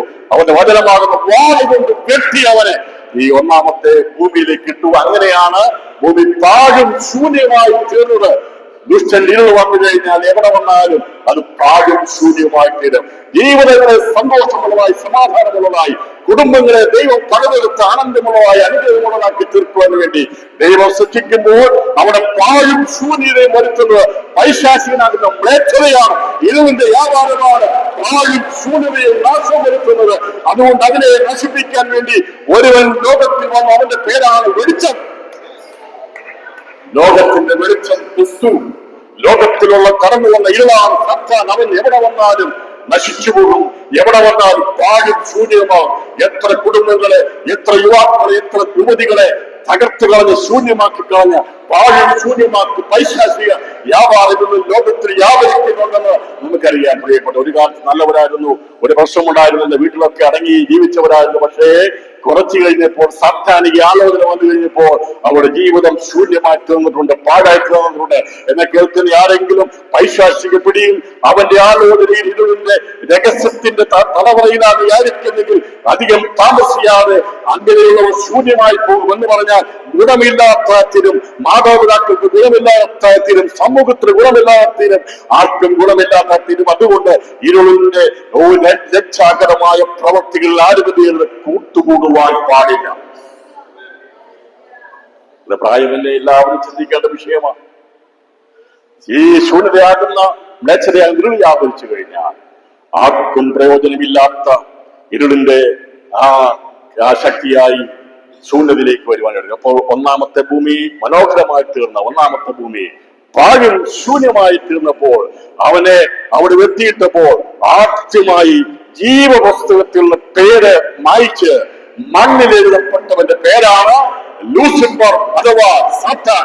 നമ്മുടെ പ്രതിയോഗിയായിരിക്കുന്ന മരണം അവൻ എഴുതി വെച്ച് മണ്ണിൽ. അവൻ ഇവിടുന്ന് പോകുന്നത് ഒടുക്കത്തെ അവസാനം കൊണ്ടാണ് പോകുന്നത്. ഒടുക്കത്തെ നാളിൽ അവൻ ഇവിടുന്ന് മാറുകയോ, അതാണ് പറയുന്നത്, ഒടുക്കത്തെ ശത്രുവാകുന്ന മരണം എന്ത് ചെയ്യും? നീങ്ങിപ്പോകും. അത് എഴുതി വെച്ചു. ആദ്യമായി ലോക സ്ഥാപനത്തിന് ഒന്നാമത്തെ ഭൂമിക്ക് അടിസ്ഥാനമിട്ട് ദൈവം അതിന്റെ പ്രവൃത്തികൾ ചെയ്യാൻ വേണ്ടി പ്ലാൻ ചെയ്തു കഴിഞ്ഞപ്പോൾ ദൈവപദ്ധതിക്കൊരിക്കലും ഒരു കോട്ടവും സംഭവിക്കുകയില്ല. ദൈവത്തിന്റെ ലോകസ്ഥാപനത്തിന് മുമ്പുള്ള അനാദിയിലെ നിർണയമായിരുന്നു മനുഷ്യ സൃഷ്ടിയെക്കുറിച്ചും വീണ്ടെടുപ്പിനെ കുറിച്ചും അവരെ ഉയർത്തുന്നതിനെ കുറിച്ചും ഒക്കെയുള്ള കാലങ്ങളെ കുറിച്ചും അതിന്റെ കാര്യങ്ങളെ കുറിച്ചും ദൈവം നേരത്തെ കരുതി വെച്ചു. അതുകൊണ്ടാണ് പറയുന്നത് ലോകസ്ഥാപനത്തിന് മുമ്പ് അനക്കപ്പെട്ട ദൈവകുഞ്ഞാണെന്ന് പറഞ്ഞു പറഞ്ഞാൽ മനുഷ്യനെ സൃഷ്ടിക്കുമ്പോൾ എങ്ങനെ അവനെ രക്ഷിക്കണം, എങ്ങനെ അവനെ സിംഹാസനത്തിൽ ഇരുത്തണമെന്ന് ദൈവം ലോകസ്ഥാപനത്തിന് മുമ്പേ പ്ലാൻ ചെയ്തിരുന്നു. അതുകൊണ്ടാണ് ലോകസ്ഥാപനത്തിൽ അടക്കപ്പെട്ട കുഞ്ഞാണെന്ന് വേദപുസ്തകം രേഖപ്പെടുത്തിയപ്പോൾ മനുഷ്യനെ സൃഷ്ടിച്ച് വെറുതെ കൊണ്ടുപോയി സിംഹാസനത്തിലല്ല ചെയ്തത്. അതിനുള്ള മുഖാന്തരം ഒരുക്കിയെടുക്കാൻ വേണ്ടി ഇവിടെ വെളിച്ചമായ മരണമായിരുന്നു, അവന്റെ രക്തം ചൊരിയപ്പെടായിരുന്നു ഒക്കെ ദൈവവചനത്തിൽ നേരത്തെ. ഇതല്ലാതെ സാത്താൻ ദൈവപ്രവൃത്തിയെ അവൻ ഇല്ലാതാക്കി കളയുകയല്ല ചെയ്തത്. ദൈവം അനാദിയിലെ സൃഷ്ടിച്ചിരുന്ന എന്ത് സംഭവിക്കും, ഈ ലൂസിഫറിന് എന്ത് സംഭവിക്കും, ഒന്നാമത്തെ ആകാശ സൃഷ്ടികൾക്ക് എന്ത് സംഭവിക്കും എന്നൊക്കെ മുൻനിർണ്ണയി കാണുവാൻ കഴിയുന്ന ദൈവം മുൻകൂട്ടി കണ്ടിരുന്ന കാര്യങ്ങളാണ് ദൈവം തന്റെ സൃഷ്ടിഭാവത്തിൽ ഉണ്ടാക്കിയെടുക്കുവാൻ ഇടയാക്കുന്നത്. അങ്ങനെ സംഭവിച്ചു കഴിഞ്ഞപ്പോൾ ഈ ഒന്നാമതായി ജീവവസ്തുവിന് പേരെഴുതി അവന്റെ കൂട്ടത്തിൽ ഒരൊറ്റ ദൂതൻ പോലും പാപം ചെയ്തിട്ടില്ല. ചിലർ പറയുന്നത് ഈ സാത്താൻ വരുന്ന കൂട്ടത്തില് കുറെ പേരെ കൊണ്ട് വലിച്ചു കെട്ടി കൊണ്ടുവന്ന പറഞ്ഞു. ഞാൻ തെളിവുണ്ട്. വെറുതെ ഒരു അനുമാനമാണ്. ഈ ലൂസിഫർ പോകുന്ന കൂട്ടത്തിൽ ഒരൊറ്റ ദൂതൻ പോലും ഒന്നില്ല, വഴുതിട്ട് പോയില്ല. പോയോ? ഇല്ല. കാരണം ഇവന്റെ ആരോടും ഡിസ്കോസ് ചെയ്തില്ല. അവിടെ പറഞ്ഞോ? ഇല്ല. ഒരൊറ്റ മനുഷ്യരോട് പോലും അവൻ പറഞ്ഞില്ല. ഒരു വൃദ്ധന്മാരോടോ ദൂതന്മാരോടൊന്നും പറഞ്ഞില്ല. ഇവന്റെ മനസ്സിൽ തോന്നിയ കാര്യമാണ് ദൈവം ചെയ്തത്. അപ്പോൾ തന്നെ പ്രവൃത്തി അവർ ചെയ്ത് അവനെ തള്ളിയിട്ട്. അതുകൊണ്ടാണ് ഈ ലോകത്തിൽ ആദ്യമായി നിന്നെ വെട്ടി താഴെയിട്ടത്, അവനെ മാത്രമാണ് വെട്ടി താഴെയിട്ടത്. അപ്പോൾ ആദ്യമായി ജീവപുസ്തകത്തിൽ നിന്ന് ലോകസ്ഥാപനത്തിന് മുമ്പ് പേരെഴുതപ്പെട്ടു തുടങ്ങിയ ജീവപുസ്തകത്തിൽ നിന്ന് ലോകസ്ഥാപനത്തെങ്കിൽ സംഭവിച്ചത് നമ്മൾക്ക് വായിക്കുമ്പോൾ കാണാൻ സാധിക്കും. ലോകസ്ഥാപനത്തെങ്കിൽ ആദ്യമായി കാണുന്നത് ഈ ലോകത്തെ ദൈവം സ്ഥാപിച്ചു കഴിഞ്ഞപ്പോൾ, ഒന്നാമത്തെ ആകാശം സൃഷ്ടിച്ചിട്ട് ഒന്നാമത്തെ ഭൂമി ദൈവം സൃഷ്ടിച്ചു കഴിഞ്ഞപ്പോൾ ഭൂമി പാടി ശൂന്യമായി തീർന്നു. അങ്ങനെ ആ ഭൂമി ഇങ്ങനെ ശൂന്യമായി കിടന്ന ഭൂമിയെ ദൈവം വീണ്ടും പുനർക്രമീകരണം നടത്താൻ വേണ്ടി ദൈവം പ്രവർത്തിച്ചതിനെയാണ് ലോകസ്ഥാപനം എന്ന് പറഞ്ഞിരിക്കുന്നത്. നമ്മുടെ പുസ്തകം എഴുതി തുടങ്ങിയിരിക്കുന്നത് ലോകസ്ഥാപനത്തോടുള്ള ബന്ധത്തിലാണ് എഴുതി തുടങ്ങി. 7 ദിവസത്തെ കുറിച്ച് പറഞ്ഞിരിക്കുന്നത്, 6 ദിവസത്തിന് സൃഷ്ടികളെ കുറിച്ച് പറഞ്ഞിരിക്കുന്നത് പാഴിശൂന്യമായി തീർന്ന ഭൂമിയെ ദൈവം അതിനെ റീക്രിയേഷൻ ചെയ്ത റീസ്റ്റോർ ചെയ്ത പ്രോസസ്സിനെ കുറിച്ചാണ് അവിടെ രേഖപ്പെടുത്തിയിരിക്കുന്നത്. അതല്ലാതെ ഒന്നാമത്തെ ആകാശത്തെ കുറിച്ചല്ല അവിടെ രേഖപ്പെടുത്തി. അതുകൊണ്ട് ആ വചനങ്ങൾ വായിച്ചിട്ട് ഒരിക്കലും നമ്മൾ ഇതിനെ താരതമ്യം ചെയ്തത് ഈ പറയുന്ന വെള്ളത്താൽ മൂടപ്പെട്ട ഭൂമിയെ ദൈവം എന്ത് ചെയ്തു? വീണ്ടും കരയും കടലും ആകാശവുമാക്കി മാറ്റി ദൈവം സൃഷ്ടിച്ച് ഇവിടെ ലോകസ്ഥാപനം ചെയ്തു കഴിഞ്ഞപ്പോൾ 6-ാമത്തെ ദിവസം ദൈവം എന്ത് ചെയ്തു? മനുഷ്യനെ സൃഷ്ടിപ്പാനിടയാക്കി. അപ്പോൾ അന്ന് വരെ ഒരൊറ്റ വ്യക്തി മാത്രമാണ് ജീവപുസ്തകത്തിൽ നിന്ന് പേർ തള്ളപ്പെട്ടത്. ആരായിരുന്നു? സാത്താനായിരുന്നു. എന്നാൽ ലോകസ്ഥാപനത്തിൽ ദൈവം എന്ത് ചെയ്തു? ആദത്തെ സൃഷ്ടിച്ചു കഴിഞ്ഞപ്പോൾ അവന്റെ മൂക്കിൽ ജീവശ്വാസം മൂടി ജീവനുള്ളതാക്കി തീർത്തപ്പോൾ, ജീവനുള്ള ക്രിസ്തുവിനോട് ചേർന്ന് കഴിഞ്ഞപ്പോൾ അവന്റെ പേരവിടെ എഴുതി ചേർത്തു. അതാണ് ലോകസ്ഥാപനത്തിൽ എഴുതി തുടങ്ങിയ ജീവപുസ്തകം എന്നുള്ളത്. ലോകസ്ഥാപനത്തിന് മുമ്പുള്ള ജീവപുസ്തകം, ലോകസ്ഥാപനത്തിന് മുമ്പുള്ള ജീവപുസ്തകത്തിന്റെ അകത്ത് ഒന്നാമത്തെ ആകാശത്തിലെ സൃഷ്ടികളുടെ പേരുകളായിരുന്നു ഉണ്ടായിരുന്നത്. എന്നാൽ ലോകസ്ഥാപനത്തെങ്കിൽ മുമ്പായി, ലോകം സ്ഥാപിച്ച് മനുഷ്യ സൃഷ്ടിക്കുന്നതിന് മുമ്പായി ഇതാകുന്ന സാത്താൻ തള്ളപ്പെട്ടു. അവന്റെ പേര് ദൈവം മണ്ണിൽ എഴുതപ്പെട്ടു. എന്നാൽ അതിന് പകരമായി മണ്ണിൽ നിന്ന് സൃഷ്ടിച്ച ആദത്തിന്റെ പേര് എവിടെ എഴുതി? സ്വർഗത്തിൽ ജീവപുസ്തകത്തിൽ എഴുതി. ഇങ്ങനെയാണ് എന്റെ ഓർഡർ കിടക്കുന്നത്. പിന്നീട് ദൈവം എന്ത് ചെയ്തു? ഒരാളുടെ പേര് ലോകസ്ഥാപനത്തിൽ എഴുതി. അത് ആദത്തിന്റെ പേരാണ്. രണ്ടാമത് അവനിൽ നിന്ന് എന്ത് ചെയ്തു? ഹൗവയെ സൃഷ്ടിച്ചപ്പോൾ രണ്ടാമത് ലോകസ്ഥാപനത്തിൽ എഴുതിയ പേരാണ് ഹൗവ, അഥവാ മനുഷ്യജാതിയുടെ പേര് എഴുതപ്പെട്ടു. അതുകൊണ്ടാണ് വെളിപ്പാട് പുസ്തകം വായിക്കുമ്പോൾ ലോകസ്ഥാപനം മുതൽ അറുക്കപ്പെട്ട കുഞ്ഞാടിന്റെ ജീവോസിൽ പേരെഴുതി കാണാത്തവരെന്ന് പറയുമ്പോൾ ലോകസ്ഥാപനം മുതൽ എഴുതപ്പെട്ടു തുടങ്ങിയത് മനുഷ്യവംശത്തിലെ ഒന്നാം മനുഷ്യനായിരിക്കുന്ന ആദത്തിന്റെയും ഒന്നാമത്തെ സ്ത്രീ ആയിരുന്ന ഹൗവയുടെയും പേരുകളാണ് ഈ ലോകസ്ഥാപനത്തിൽ എഴുതപ്പെട്ടപ്പോൾ ഉള്ള അവസ്ഥയൊക്കെ. അപ്പോൾ ഒന്ന് നഷ്ടപ്പെട്ടു പോയ ലൂസിഫറിന്റെ പേര് അവിടെ കാണത്തില്ല. അവന്റെ പേര് മണ്ണിൽ എഴുതി വെച്ചു. അവൻ ഒരു നാളും മടങ്ങി വരവില്ല. അവൻ നിത്യമരണമാണ്. അവൻ നിത്യമായ മരണമാണ്. അവൻ എന്നേക്കും ഇരുളിന്റെ ശക്തിയാണ്. അവൻ അന്ന് മുതൽ അവനെ ദൈവം ആക്കി വെച്ചിരിക്കുന്ന സ്ഥലങ്ങളിൽ അവനുള്ള സ്വാതന്ത്ര്യം കൊടുത്തിട്ടുണ്ട്. ഒടുക്കത്തെ നാളിൽ നശിക്കുന്നവരെയും അവനെ ഭൂമിയിലൊക്കെ ഊടാടി സഞ്ചരിക്കാനുള്ള സ്വാതന്ത്ര്യം ദൈവന് കൊടുത്തിട്ടുണ്ട്. എന്നാൽ ആദമും ഹൗവയും സൃഷ്ടിക്കപ്പെട്ടതോടുകൂടി ലോകസ്ഥാപനത്തിൽ ജീവപുസ്തകത്തിൽ 2 പേരുടെ പേരുകൾ രേഖപ്പെടുത്തി. അതിനുശേഷമായി നമുക്ക് ലോക ആരംഭത്തെ കുറിച്ച് പഠിക്കുമ്പോൾ കാണാൻ സാധിക്കുന്നത് ലോകാരംഭവും ലോകസ്ഥാപനവും ലോകാരംഭവും തമ്മിൽ വ്യത്യാസമുണ്ട്. ഓരോ വാക്കുകൾക്കും അതിൻ്റെതായിട്ടുള്ള അർത്ഥമുണ്ട്. ഓരോ പദങ്ങൾക്കും അതിന്റെ വ്യത്യാസമായ അർത്ഥങ്ങളുണ്ട്. ലോകസ്ഥാപനത്തിന് മുമ്പ്, ലോകസ്ഥാപനത്തെങ്കിൽ അത് എത്ര നാളെ നമുക്കറിയത്തില്ല. അതും ഹൗവയും ഏതെങ്കിലും പരദേശിയിൽ എത്ര നാൾ ജീവിച്ചെന്നറിയത്തില്ല. അന്ന് അവരുടെ പേര് ജീവപുസ്തകത്തിൽ എഴുതപ്പെട്ടിരുന്നു. ജീവവൃക്ഷത്തിന്റെ ഫലം അവർക്ക് കഴിക്കുവാനുള്ള അവകാശമുണ്ടായിരുന്നു. എന്നാൽ വിലക്കപ്പെട്ട കരിയായ പൈശാചിക നിഴലായിരിക്കുന്ന അറിവിന്റെ വൃക്ഷത്തിന്റെ ഫലം ദൈവം പറഞ്ഞു കഴിക്കരുതെന്ന് പറഞ്ഞു. അതായിരുന്നു അവർക്ക് കൊടുത്തിരുന്ന അതിരും അടയാളവും. പക്ഷേ ചില ദിവസങ്ങൾ, ചില വർഷങ്ങൾ, എത്രയും നമുക്കറിയത്തില്ല, ഈ ലോകസ്ഥാപനത്തിന്റെ കാലത്തിന് മാറ്റം വരുവാൻ രീതി വന്നപ്പോൾ ഈ സാത്താൻ ആത്മാറാട്ടം നടത്തി ഹൗവയെ വഞ്ചിച്ച് ആദത്തെയും ഹൗവയെ പാപത്തിൽ ആക്കി കഴിഞ്ഞപ്പോൾ ലോകാരംഭത്തിൽ എഴുതി തുടങ്ങിയ ജീവപുസ്തകം എന്ന് പറയുമ്പോൾ ആദത്തിന്റെ ഹൗവയുടെ പേരുകൾ നഷ്ടപ്പെട്ടു. 3 പേരുടെ പേരുകളാണ് ലോകാരംഭത്തിൽ ജീവപുസ്തകം മാറ്റപ്പെട്ടത്. ഒന്ന്, പാപം ചെയ്ത ലൂസിഫറിന്റെ പേര് മാറ്റപ്പെട്ടു. 2, ലോകാരംഭത്തിൽ ആദത്തിന്റെയും ഹൗവയുടെ പേരെന്ത് ചെയ്തു?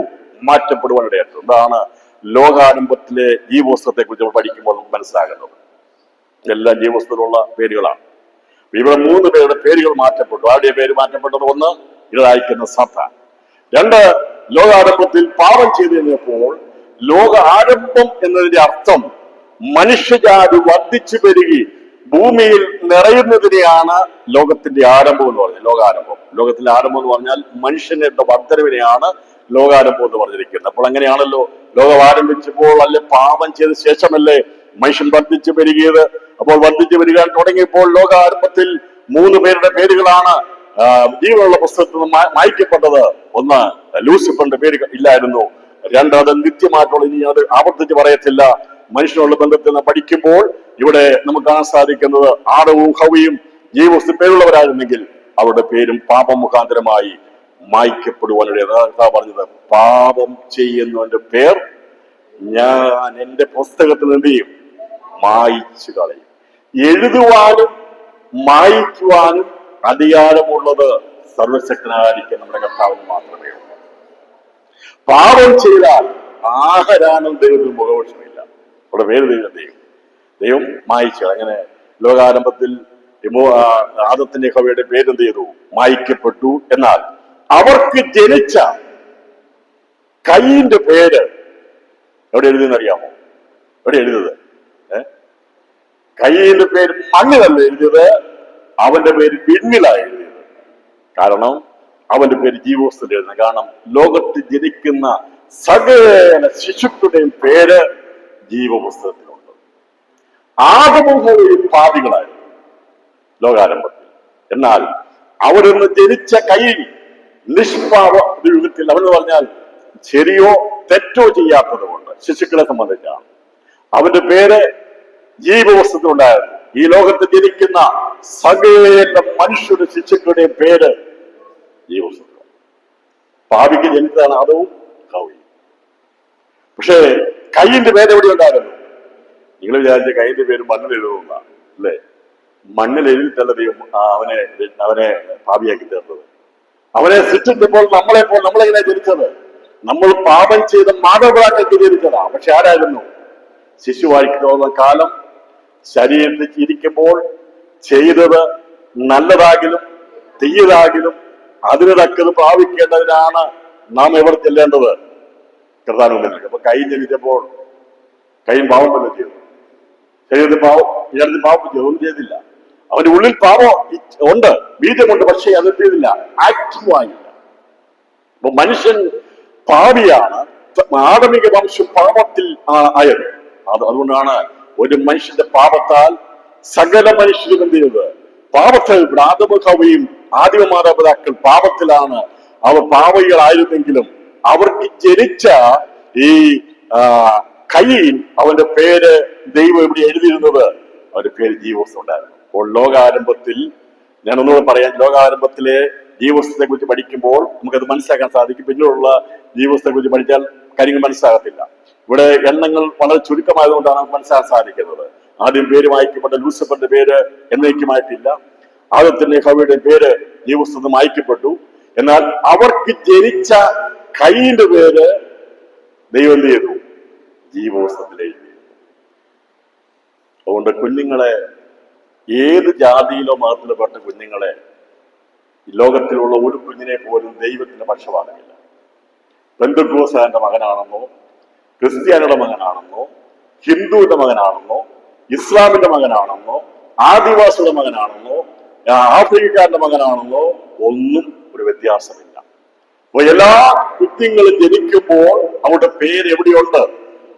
എല്ലാവരും പറഞ്ഞാൽ എവിടെയുണ്ട്? ജീവപുസ്തകത്തിലുണ്ട്. അപ്പോൾ അങ്ങനെയാണെങ്കിൽ കയീന്റെ പേര് എവിടെ ഉണ്ടായിരുന്നു? ജീവപുസ്തകത്തിലുണ്ടായിരുന്നു. ജീവപുസ്തകത്തിന്റെ പേര് എഴുതപ്പെട്ടിരുന്നു. എന്നാൽ അതിനുശേഷമായി കയീന്റെ ജീവിതത്തോടു കൂടി ഈ ഹവ്വയ്ക്കുണ്ടായ അതിവേദന, പ്രസവ വേദനയാണ് മനുഷ്യനെ ദൈവത്തോട് എന്ത് ചെയ്യുന്നത്? അടുപ്പിക്കുന്നത്. അതുവരെ കുഴപ്പമൊന്നുമില്ലായിരുന്നു. ദൈവം പറഞ്ഞു, നീ വേദനയോടെ മക്കളെ പ്രസവിക്കും എന്ന് പറഞ്ഞില്ലേ? ഇങ്ങനെ പറഞ്ഞപ്പോൾ അതിവേദനയോടെ കയീനെ പ്രസവിച്ചപ്പോൾ ഉണ്ടായ മാനസാന്തരമാണ് അവരെ വീണ്ടും ദൈവത്തെങ്കിലേക്ക് അടുപ്പിച്ചത്. അതുകൊണ്ട് ദൈവത്തെങ്കിലേക്ക് മടങ്ങി വന്നപ്പോൾ അവരുടെ പേരുകൾ വീണ്ടും എന്ത് ചെയ്തു? ജീവപുസ്തകത്തിൽ രേഖപ്പെടുത്തുവാനിടയാത്തത്. അതുകൊണ്ടാണ് നമ്മള് പുതിയ നിയമത്തിൽ വംശാവലി എഴുതുമ്പോൾ ആദം ദൈവത്തിന്റെ മകൻ എഴുതിയിരിക്കുന്നത്. പാപം ചെയ്തു പോയ ആദത്തെ ദൈവം ചെയ്തു ദൈവത്തിലേക്ക് മടങ്ങി വരാൻ വേണ്ടി ദൈവം അവൻ അടി കൊടുത്തു, വേദന കൊടുത്തു. അതുകൊണ്ടാണ് ദൈവം സ്നേഹിക്കുന്ന മനുഷ്യരെ ചെയ്യുന്നു ശാസിക്കുകയും ശിക്ഷിക്കുകയും ചെയ്യുന്നു പറഞ്ഞത്. വെറുതെയല്ല ഹവ്വയ്ക്ക് വേദന കൊടുത്തത്. അവളുടെ പ്രസവ വേദന കണ്ടപ്പോൾ ആദത്തിനും എന്ത് ചെയ്തു? വേദനയുണ്ടായി, ഭാരമുണ്ടായി. ആ ഒന്നാമത്തെ പ്രസവത്തോടു കൂടിയാണ് മനുഷ്യവംശം ദൈവമേ എന്ന് വിളിച്ചുകൊണ്ട് എന്ത് ചെയ്തത്? ദൈവത്തെങ്കിലേക്ക് മടങ്ങിച്ചെന്നത്. അന്ന് ഈ പ്രസവത്തോടു കൂടി കയീന്റെ പേരും ആദത്തിന്റെ പേരും ഹവ്വയുടെ പേരും എന്ത് ചെയ്തു? ദൈവം എന്ത് ചെയ്തു? വീണ്ടും എന്ത് ചെയ്തു? ജീവപുസ്തകത്തിൽ എഴുതപ്പെടുവാനിടയായിരുന്നു. എഴുതിയില്ലേ? എഴുതി. അപ്പം ഈ ജനത്തോടു കൂടിയാണ് അവർക്ക് മാനസാന്തരം. ആരും മാനസാന്തരപ്പെട്ടാലും അവരുടെ പേര് ദൈവം എന്ത് ചെയ്യും? ജീവപുസ്തകത്തിൽ എഴുതും. നിങ്ങൾക്ക് സംശയമുണ്ടോ? അപ്പോൾ ഈ ലോകാരംഭത്തിൽ സംഭവിച്ചത് നമ്മൾ വിചാരിക്കും ഭയങ്കര പരാജയമായിരുന്നാണ്. വലിയ പരാജയമാണെന്ന് പറയുമ്പോൾ പരാജയമല്ല, ദൈവ പദ്ധതിയുടെ ഓരോ സ്റ്റെപ്പുകളും മുമ്പോട്ട് പോവുകയാണ് ദൈവം ചെയ്തത്. അപ്പോൾ ലോകാരംഭത്തിൽ മനുഷ്യൻ വംശപത്നമുണ്ടായി. കുഞ്ഞുങ്ങളെ പ്രസവിക്കാൻ തുടങ്ങിയപ്പോൾ ജനിച്ചു വീഴുന്നത് പാപത്തിൽ ജനിച്ചതാണെങ്കിലും ദൈവം പാപം കണക്കിടുന്നില്ല. കാരണം ഒരു മനുഷ്യന്റെ ശരീരത്തിൽ അവൻ ഇരുന്ന് ചെയ്യുന്ന പ്രവൃത്തികൾക്കനുസരിച്ചാണ് ദൈവം പാപത്തെ കണക്കിടുന്നത്. അതുകൊണ്ടാണ് ബാല്യപ്രായം കഴിയുന്നവരെ ദൈവം പാപങ്ങളെ കണക്കിടുന്നില്ല എന്നുള്ളത് രേഖപ്പെടുത്തിയിരിക്കുന്നത്. അപ്പൊ നമ്മുടെ ബാല്യത്തിലേക്ക് കടക്കുമ്പോഴാണ് ശരിയും തെറ്റും തിരിച്ചറിയുന്ന പ്രായം വന്നു കഴിയുമ്പോൾ മനഃപൂർവമായി പാപം ചെയ്യുന്നത് മുതൽ ദൈവത്തിന്റെ പേരെന്ത് ചെയ്യും? മാറ്റുവാൻ ഇടയാക്കും. അപ്പോൾ ലോകാരംഭത്തിൽ സംഭവിച്ച വിഷയങ്ങൾ മനസ്സിലായല്ലോ. ആദവും ഹവ്വയും പേര് നഷ്ടപ്പെട്ടവരായിരുന്നു. എന്നാൽ ഒന്നാമത്തെ മകനായിരിക്കുന്ന കയീൻ ജനിച്ചു കഴിഞ്ഞപ്പോൾ ആ വേദനയോട് കൂടി ഇവരുടെ 3 പേരുടെയും പേരെന്ത് ചെയ്തു? ഈ ജന്മത്തോടു കൂടി ജീവവസ്തുവിൽ എഴുതപ്പെടുവാൻ ഇടയായിത്തീർന്നു. ഈ ജന്മത്തോടു കൂടിയാണ് ജീവപുസ്തകത്തിൽ ഇവിടെ 3 പേരുടെ പേര് എഴുതുവാനിടയായിരുന്നു. ആദത്തിന്റെയും ഹൗവയുടെയും അതുപോലെ തന്നെ കയ്യന്റെ പേരും രേഖപ്പെടുത്തുവാൻ ഇടയായി. അതാണ് ലോകാരംഭത്തിലെ ജീവപുസ്തകത്തിന്റെ ഉള്ളടക്കത്തെ കുറിച്ച് മനസ്സിലാകുന്നത്. വന്ദനമുണ്ടായി. ആദത്തിന് നിരവധി ആൺകുഞ്ഞുങ്ങൾ പെൺകുഞ്ഞുകൾ ഉണ്ടാകുന്നതിനെ കുറിച്ചൊക്കെ രേഖപ്പെടുത്തി. എന്നാൽ ഹാബേൽ ജനിക്കുന്ന സമയത്താണ്, ഹാബേൽ ജനിച്ചു, അവനും കയ്യിലും അവന് വളർന്നു കഴിഞ്ഞപ്പോൾ ഒരുവൻ ഇരുളിന്റെ പിന്നാലെ പോയപ്പോൾ മറ്റൊരുത്തൻ ആദവും ഹവ്വയും പിന്തുടർന്ന ദൈവത്തെക്കുറിച്ച് പറഞ്ഞു കൊടുത്തിരുന്ന കാര്യങ്ങളെ ശ്രദ്ധിച്ച് അവൻ ദൈവത്തിന്റെ പിന്നാലെ യാത്ര ചെയ്തു. അവന്റെ പേരാണ് ഹാബേൽ. അപ്പോൾ രണ്ടുപേരോട് ഒന്നിച്ച ക്ലാസ് എടുത്തത്, ഒരുമിച്ചാ പഠിപ്പിച്ചത്. പക്ഷേ ഒരുത്തൻ പൈശാചികതയിലേക്കും ഇരുളിലേക്കും മാറി എങ്ങനെ അവന് പലതും നേടാമെന്നുള്ള ലോകപരമായ ചിന്ത വന്നു. ദൈവത്തെ പ്രസാദിപ്പിക്കാതെ ലോകത്തെ പ്രസാദിപ്പിക്കുന്നവനായി സ്വന്തം ജീവിതത്തെ പ്രസാദിപ്പിക്കുന്ന മാറിയപ്പോൾ ഹാബേൽ ദൈവത്തെ പ്രസാദിപ്പിക്കുവാൻ തുടങ്ങി. ഞാൻ വെളിപ്പാട് ക്ലാസ് എടുത്ത് അവസാനിപ്പിച്ചപ്പോൾ കൊരിന്ത്യ ലേഖനത്തിന്റെ 5-ാം അധ്യായം എടുത്ത് അവസാനിപ്പിച്ചത് 2 കൊരിന്ത്യർ. അതിന്റെ പ്രകാരം പറഞ്ഞിട്ടുണ്ട്, ഞാൻ ശരീരത്തിൽ വസിച്ചാലും ശരീരം വിട്ടാലും ഞാൻ ദൈവത്തെ പ്രസാദിപ്പിക്കുവാൻ എന്ത് ചെയ്യുന്നു? അഭിമാനിക്കുന്നു. പറഞ്ഞാൽ ശരീരത്തെ വസിച്ചാലും ശരീരം വിട്ടാലും ദൈവത്തെ എന്ന് പറഞ്ഞാൽ ജീവൻ പോയാലും ജീവൻ നിലനിന്നാലും ദൈവത്തെ പ്രസാദിപ്പിക്കണം. എങ്കിൽ മാത്രമേ നമുക്ക് ദൈവികമായ പദ്ധതിയിൽ വളർച്ച ഉണ്ടാകുവാൻ കഴിയത്തുള്ളൂ. അപ്പോൾ ഹാബേൽ ജനിച്ചപ്പോൾ ഹാബേലിന്റെ പേരും രേഖപ്പെടുത്തിയത് എവിടെയായിരുന്നു?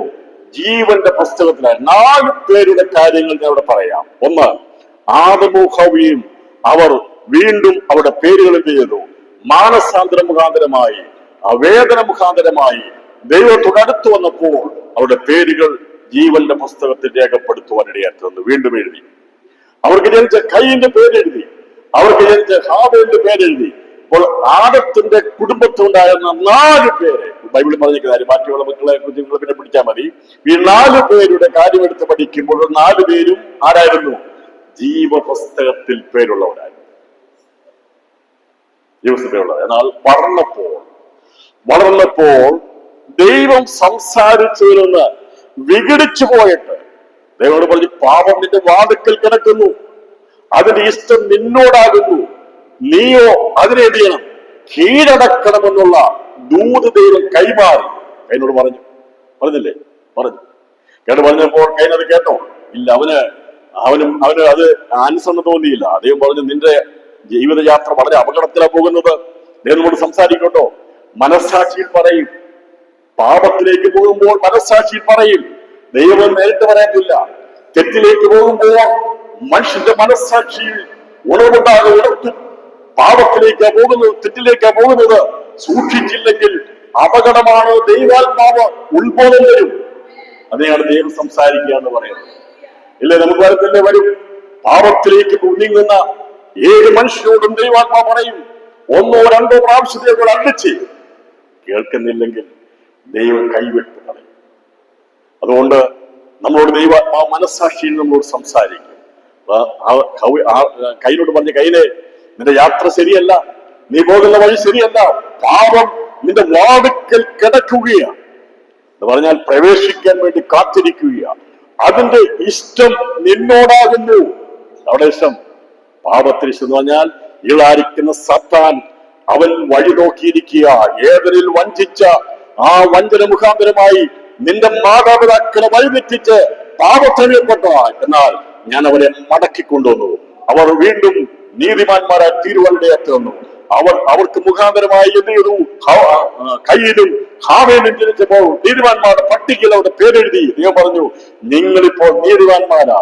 എന്നാൽ നിന്നെ പിശാച് വഞ്ചിച്ച് നീ പാപം ചെയ്താൽ നീ അതിൽ പെട്ടുപോകും.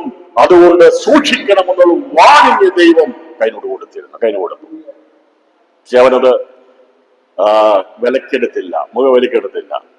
അവന് കയ്യിലും ഹാബേലുമോടുള്ള വൈരാഗ്യം വർദ്ധിപ്പാനിടെ ലോകാരംഭത്തിൽ സംഭവമാണ് ഞാൻ പറയുന്നത്. ആ സമയത്ത് ഈ ഹാബേൽ അവനൊരു മാറ്റമില്ലായിരുന്നു. തന്റെ സഹോദരന് അത് വളരെ വൈരാഗ്യമുള്ള കാര്യം ഇവൻ അറിയത്തില്ലായിരുന്നു.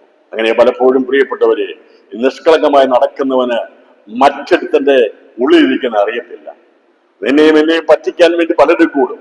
അവരൊക്കെ ചിരിച്ചുകൊണ്ട് പറയും നമുക്ക് ഒരുമിച്ച് പോകാമെന്നൊക്കെ പറയും. പക്ഷേ ഉള്ളിലിരിക്കുന്ന കൊല്ലാനായിരിക്കും, ഉള്ളിലിരിക്കുന്ന പ്ലാൻ വലുതായിരിക്കും, നശിപ്പിക്കാൻ വേണ്ടിയായിരിക്കും. വിളിച്ചു കഴിഞ്ഞപ്പോൾ ജ്യേഷ്ഠനെ പറഞ്ഞ് കൂടെ പോയതാ, വയലിൽ പോയതാ, നാ വയലിൽ പോകാമെന്ന് പറഞ്ഞ് അവിടെ ചെന്ന് കഴിഞ്ഞപ്പോൾ പാപം അകത്തു കയറിയ, പിശാച് അകത്ത് കയറിയ, കൊലപാതകൻ അകത്ത് കയറിയ, ആദ്യം മുതൽ കൊലപാതകൻ എന്ന് പേരുള്ളവൻ പറഞ്ഞ, ആദ്യം മുതൽ കൊലപാതകം എന്ന് പറഞ്ഞാൽ കൊലപാതകം ചെയ്തു തുടങ്ങിയത് ആദത്തെ ഹവ്വയെ കൊന്നുകളഞ്ഞു. അതുപോലെ തന്നെ അവരെ ആത്മവണ്ണത്തിൽ കൊന്നുകളഞ്ഞു കഴിഞ്ഞപ്പോൾ ജഡമരണത്തിൽ കൊന്നുകളയാൻ വേണ്ടി കയ്യിൽ കയറിയ ഈ ദുഷ്ടപിശാചാരിക്കുന്ന സാത്താന്റെ ആലോചന മുഖാന്തരമായി അവൻ ഹാബേലിനോട് കയർത്ത് അവനെ എന്ത് ചെയ്തു?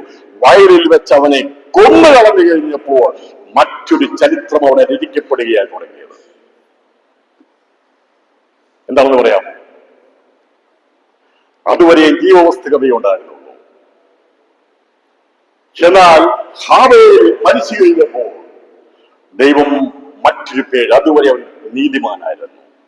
എന്നാൽ ദൈവത്തിന് വേണ്ടി നിന്ന് ദൈവത്തെ പ്രസാദിപ്പിച്ച് അവന്റെ ജീവിതം ഈ ലോകത്തിൽ നഷ്ടപ്പെട്ടു എന്ന് പറഞ്ഞാൽ അവൻ കൊടുത്തു കഴിഞ്ഞപ്പോൾ, ദൈവത്തിന് വേണ്ടി കൊടുത്തു കഴിഞ്ഞപ്പോൾ സ്വർഗം അവന്റെ പേര് ജീവപുസ്തകത്തിൽ നിന്ന് ഗ്രേഡ് കൂട്ടി അവനെ പഴയ നിയമ വിശുദ്ധന്മാരിൽ ശ്രേഷ്ഠന്മാരുടെ ഗണത്തിൽ അവന്റെ പേരെഴുതി. ജീവപുസ്തകത്തിൽ പേരുണ്ടായിരുന്ന ഹാബേലിന്റെ പേര് എന്നാണ് പ്രൊമോട്ട് ചെയ്തതെന്ന് ചോദിച്ചാൽ, എന്നാണോ അവൻ രക്തസാക്ഷിയായിട്ട് വന്നത്, എന്നാണോ അവന്റെ ജീവിതം ദൈവത്തിന് വേണ്ടി കൊടുത്തത്, അന്ന് അവന്റെ പേര് പ്രൊമോട്ട് ചെയ്ത് അവനെ ആരാക്കിയെടുത്തു. ആ പഴയ നിയമ ശ്രേഷ്ഠന്മാരിലെ ഒന്നാമത്തെ പേര് രചിക്കപ്പെട്ടു. ഞാൻ പറഞ്ഞത് ചരിത്രം അവിടെ കുറിക്കപ്പെടുകയാണ് ചെയ്യുന്നത്. ഹാബേലിന്റെ പേര് പഴയ നിയമത്തിലെ ശ്രേഷ്ഠന്മാരുടെ, അതുകൊണ്ടാണ് എബ്രായ ലേഖനത്തിൽ പറയുന്നത് ഹാബേൽ വിശ്വാസത്താൽ യാഗം കഴിച്ച് എന്ത് ചെയ്തു? നീതിമാൻ എന്ന പേരിന് സാക്ഷ്യം ലഭിച്ചു എന്ന് പറയുന്നത്. അവന്റെ മരണത്തോടു കൂടിയാണ് ദൈവം അവനെ നീതികൾ. ഇനി നിങ്ങൾക്ക് പറയാമോ എപ്പോഴാണ് ഒരു മനുഷ്യന്റെ നിലവാരം മാറ്റുന്നത് പറയാമോ? ജീവപുസ്തകത്തിൽ നിന്ന് ഒരുവന്റെ പേര് മാറ്റുന്നത് എപ്പോഴാന്ന് പറയാമോ? ആർക്കെങ്കിലും പറയാമോ? എപ്പോഴാ മാറ്റുന്നത്? നമ്മളിൽ ലോകം വിട്ടുമാറുമ്പോൾ.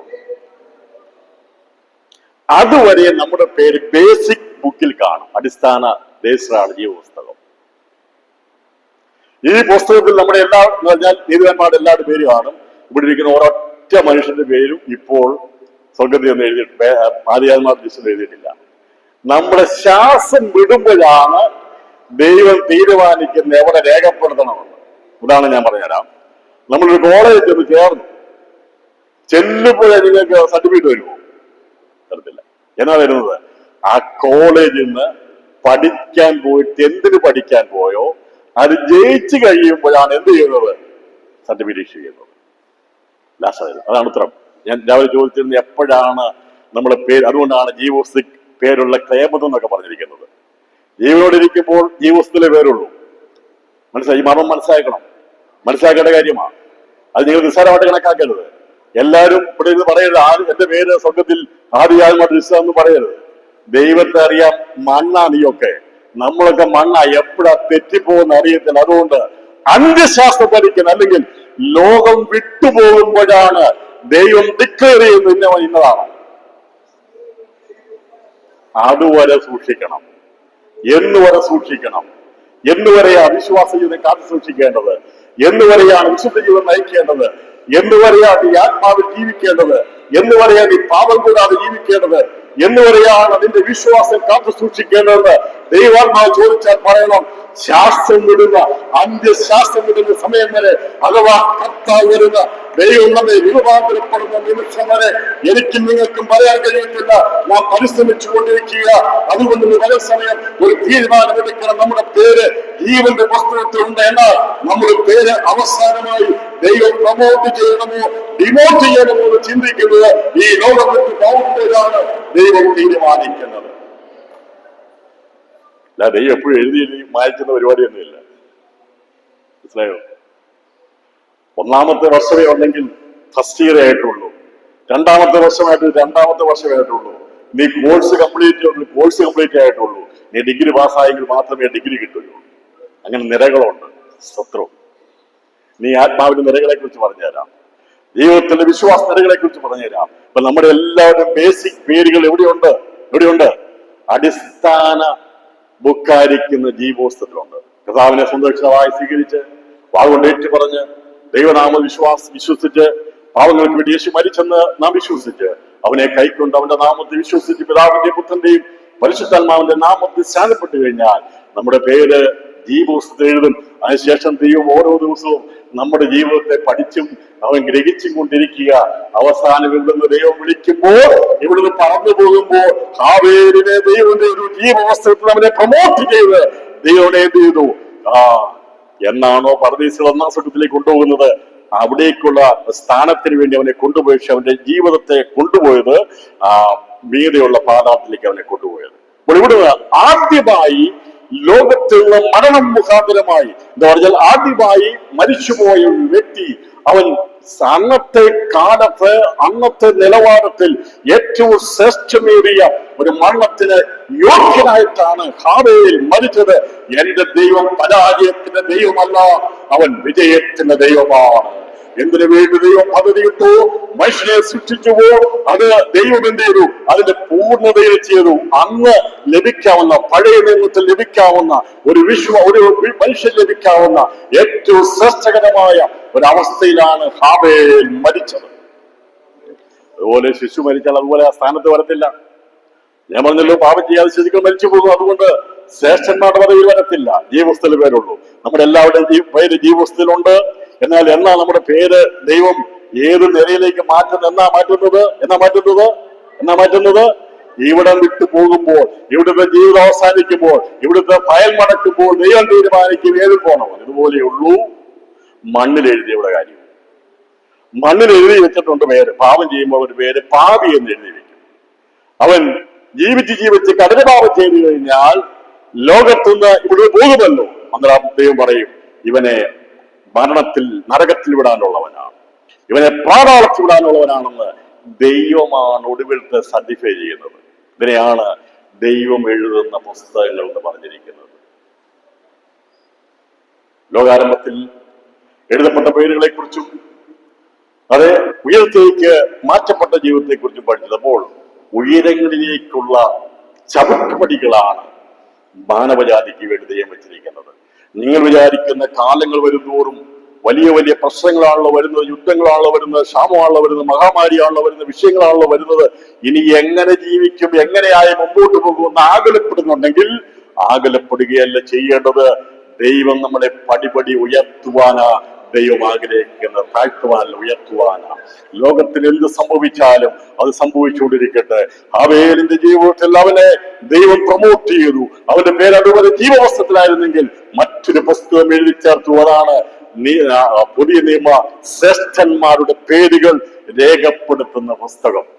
അതാണ് അപ്പോൾ ഈ പറയുന്ന ജീവോത്സവത്തിൽ നിന്ന് പഴയ നിയമ ശ്രേഷ്ഠന്മാരുടെ നിലവാരത്തിലേക്ക് ചേരുന്ന ഒന്നാമത്തെ വ്യക്തിയായ ഹാബേലിന്റെ പേര് എഴുതി തുടങ്ങിയ പുസ്തകത്തിന്റെ പേരെയാണ് ഇവിടെ നാം പറയുന്നത്. ലോകാരംഭം മുതൽ ഒടുക്കത്തെ ലോകാരംഭം മുതൽ പഴയ നിയമ ശ്രേഷ്ഠന്മാരായ ദൈവത്തിന്മാരുടെ പദവി അലങ്കരിക്കുന്ന പേര് എഴുതിയ പുസ്തകം എന്ന് പറയുന്നത്. എന്ന് പറഞ്ഞാൽ ഒടുക്കത്തെ നാൾ ഈ നിത്യജീവന്റെ പേരുകൾ രേഖപ്പെടുത്തുന്നത്, അത് ജീവപുസ്തകത്തിന്റെ പേര് എഴുതപ്പെടുന്നത് മനുഷ്യരുടെ ബന്ധത്തിലും ദൂതന്മാരുടെ ബന്ധത്തിലും രേഖപ്പെട്ടിരിക്കുന്ന പേര് അത് ലോകാരംഭം മുതൽ ഒടുക്കത്തെ നാൾ വരെയാണ്. എന്നാൽ ഈ ലോക ആരംഭത്തിൽ പുതിയ നിയമ ശ്രേഷ്ഠന്മാരുടെ അവരെ കൃത്യന്മാരെ കുറിച്ചാണ് പറഞ്ഞിരിക്കുന്നത്. കൃത്യന്മാരാണെന്ന് പറഞ്ഞിരിക്കുന്നത്. അവരുടെ പേരുകൾ രേഖപ്പെടുത്തിയിരിക്കുന്നത് ഈ ശ്രേഷ്ഠന്മാർ നിലയിൽപ്പെടുന്ന അവരുടെ പേരുകൾ രേഖപ്പെടുത്തുന്ന പുസ്തകം ലോകാരംഭത്തിൽ രേഖപ്പെടുത്തുവാൻ തുടങ്ങി. ഇതാണ് പഴയ നിയമത്തിൽ ശ്രേഷ്ഠന്മാരായ ദൈവത്തിന്മാരുടെ പദവി അല്ലെങ്കിൽ പേരുകൾ എഴുതി തുടങ്ങിയ പുസ്തകം എന്ന് പറയുന്നത്. ഇത്രയും കാര്യങ്ങളാണ് പഴയ നിയമത്തോടുള്ള ബന്ധത്തിൽ നമുക്ക് കാണാൻ സാധിക്കുന്നത്. പുതിയ നിയമം വരെ ഉള്ള കാലം എടുത്ത് പഠിച്ചാൽ നമ്മൾ മനുഷ്യരെ മുഴുവൻ പഠിച്ചു കഴിഞ്ഞാൽ ഇനി ഈ മണ്ണിൽ എഴുതപ്പെടുന്നവരുടെ കാര്യത്തെക്കുറിച്ച് നമ്മൾ പഠിച്ചില്ല, അത് നമ്മൾ അടുത്ത ഭാഗത്താണ് പഠിക്കുന്നത്. എങ്കിലും നീതിമാന്മാരായിട്ടുള്ളവരുടെ ജീവിതം ആരംഭിക്കുന്നതിനെ കുറിച്ചും അവസാനിക്കുന്നതിനെ കുറിച്ചും രേഖപ്പെടുത്തിയ കാര്യങ്ങളെ കുറിച്ച് നാം ചിന്തിച്ചു. അങ്ങനെ ചിന്തിച്ചു വന്നപ്പോൾ നമുക്ക് കാര്യം മനസ്സിലായത്, നമ്മൾ ജനിക്കുമ്പോൾ നമ്മുടെ എല്ലാവരുടെയും പേര് എവിടെയുണ്ട്? ജീവപുസ്തകത്തിലുണ്ട്. എല്ലാ കുഞ്ഞുങ്ങളും ജനിച്ചപ്പോൾ ജീവപുസ്തകം ഉണ്ടായിരുന്നു, അല്ലേ?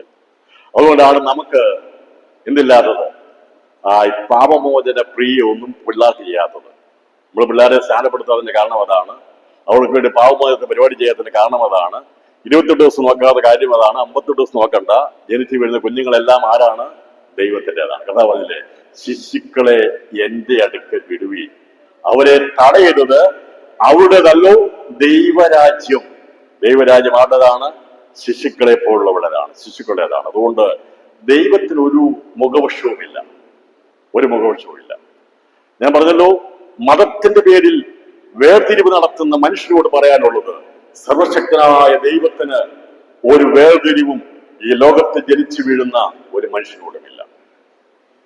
പിന്നെ മനുഷ്യനാണ് വേർതിരിക്കുന്നത്.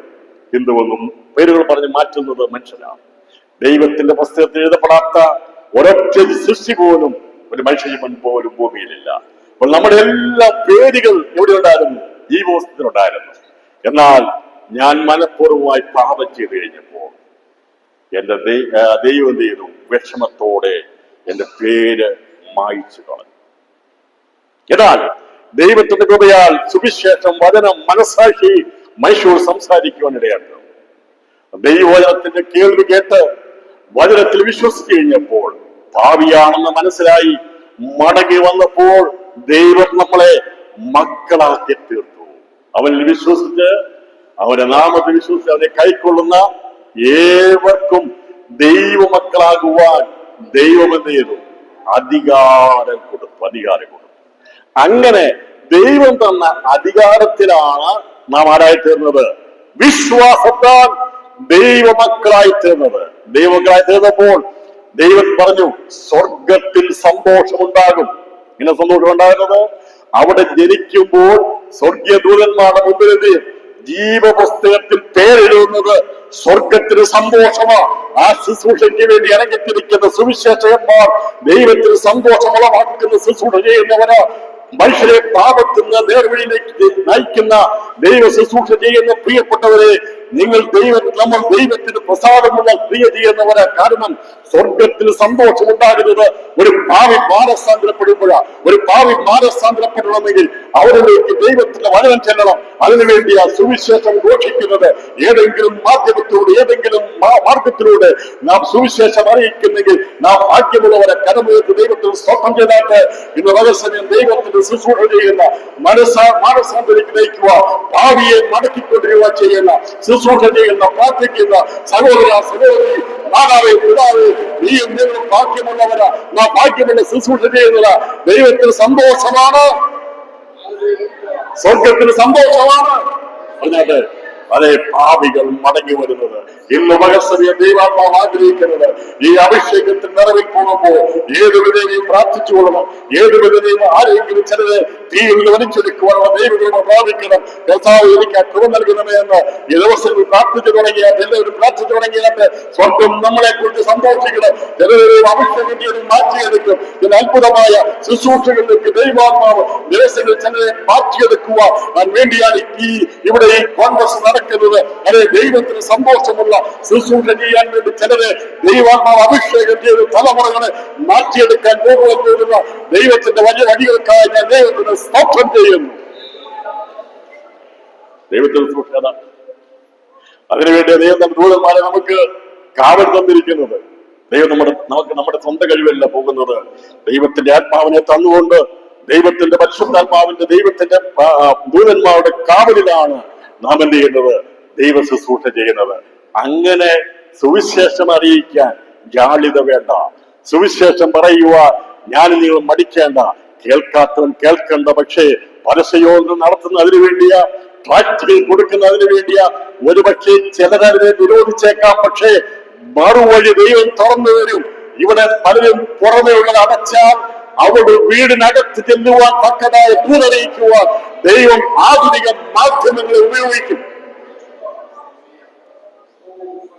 ദൈവം ഉപയോഗിക്കും.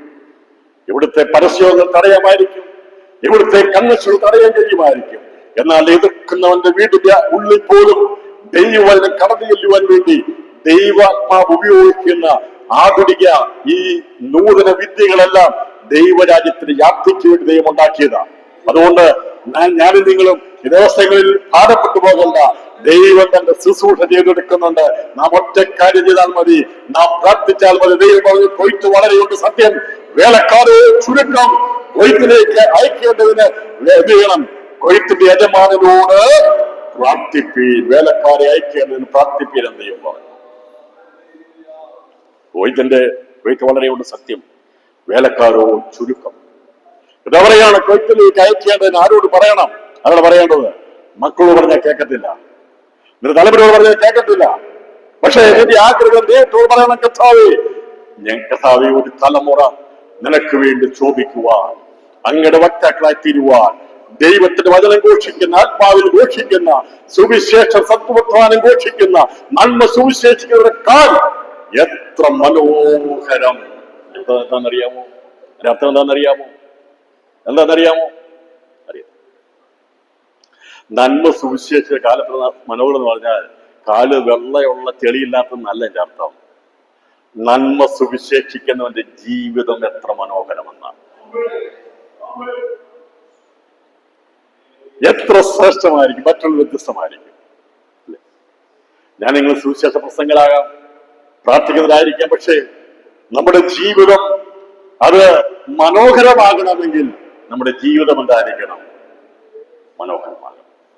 നന്മ സുവിശേഷയുടെ കാൽ എത്ര മനോഹരമെന്ന് കാലിനെ കാണിക്കുന്ന ജീവിതത്തെ കാണിക്കുന്നത്.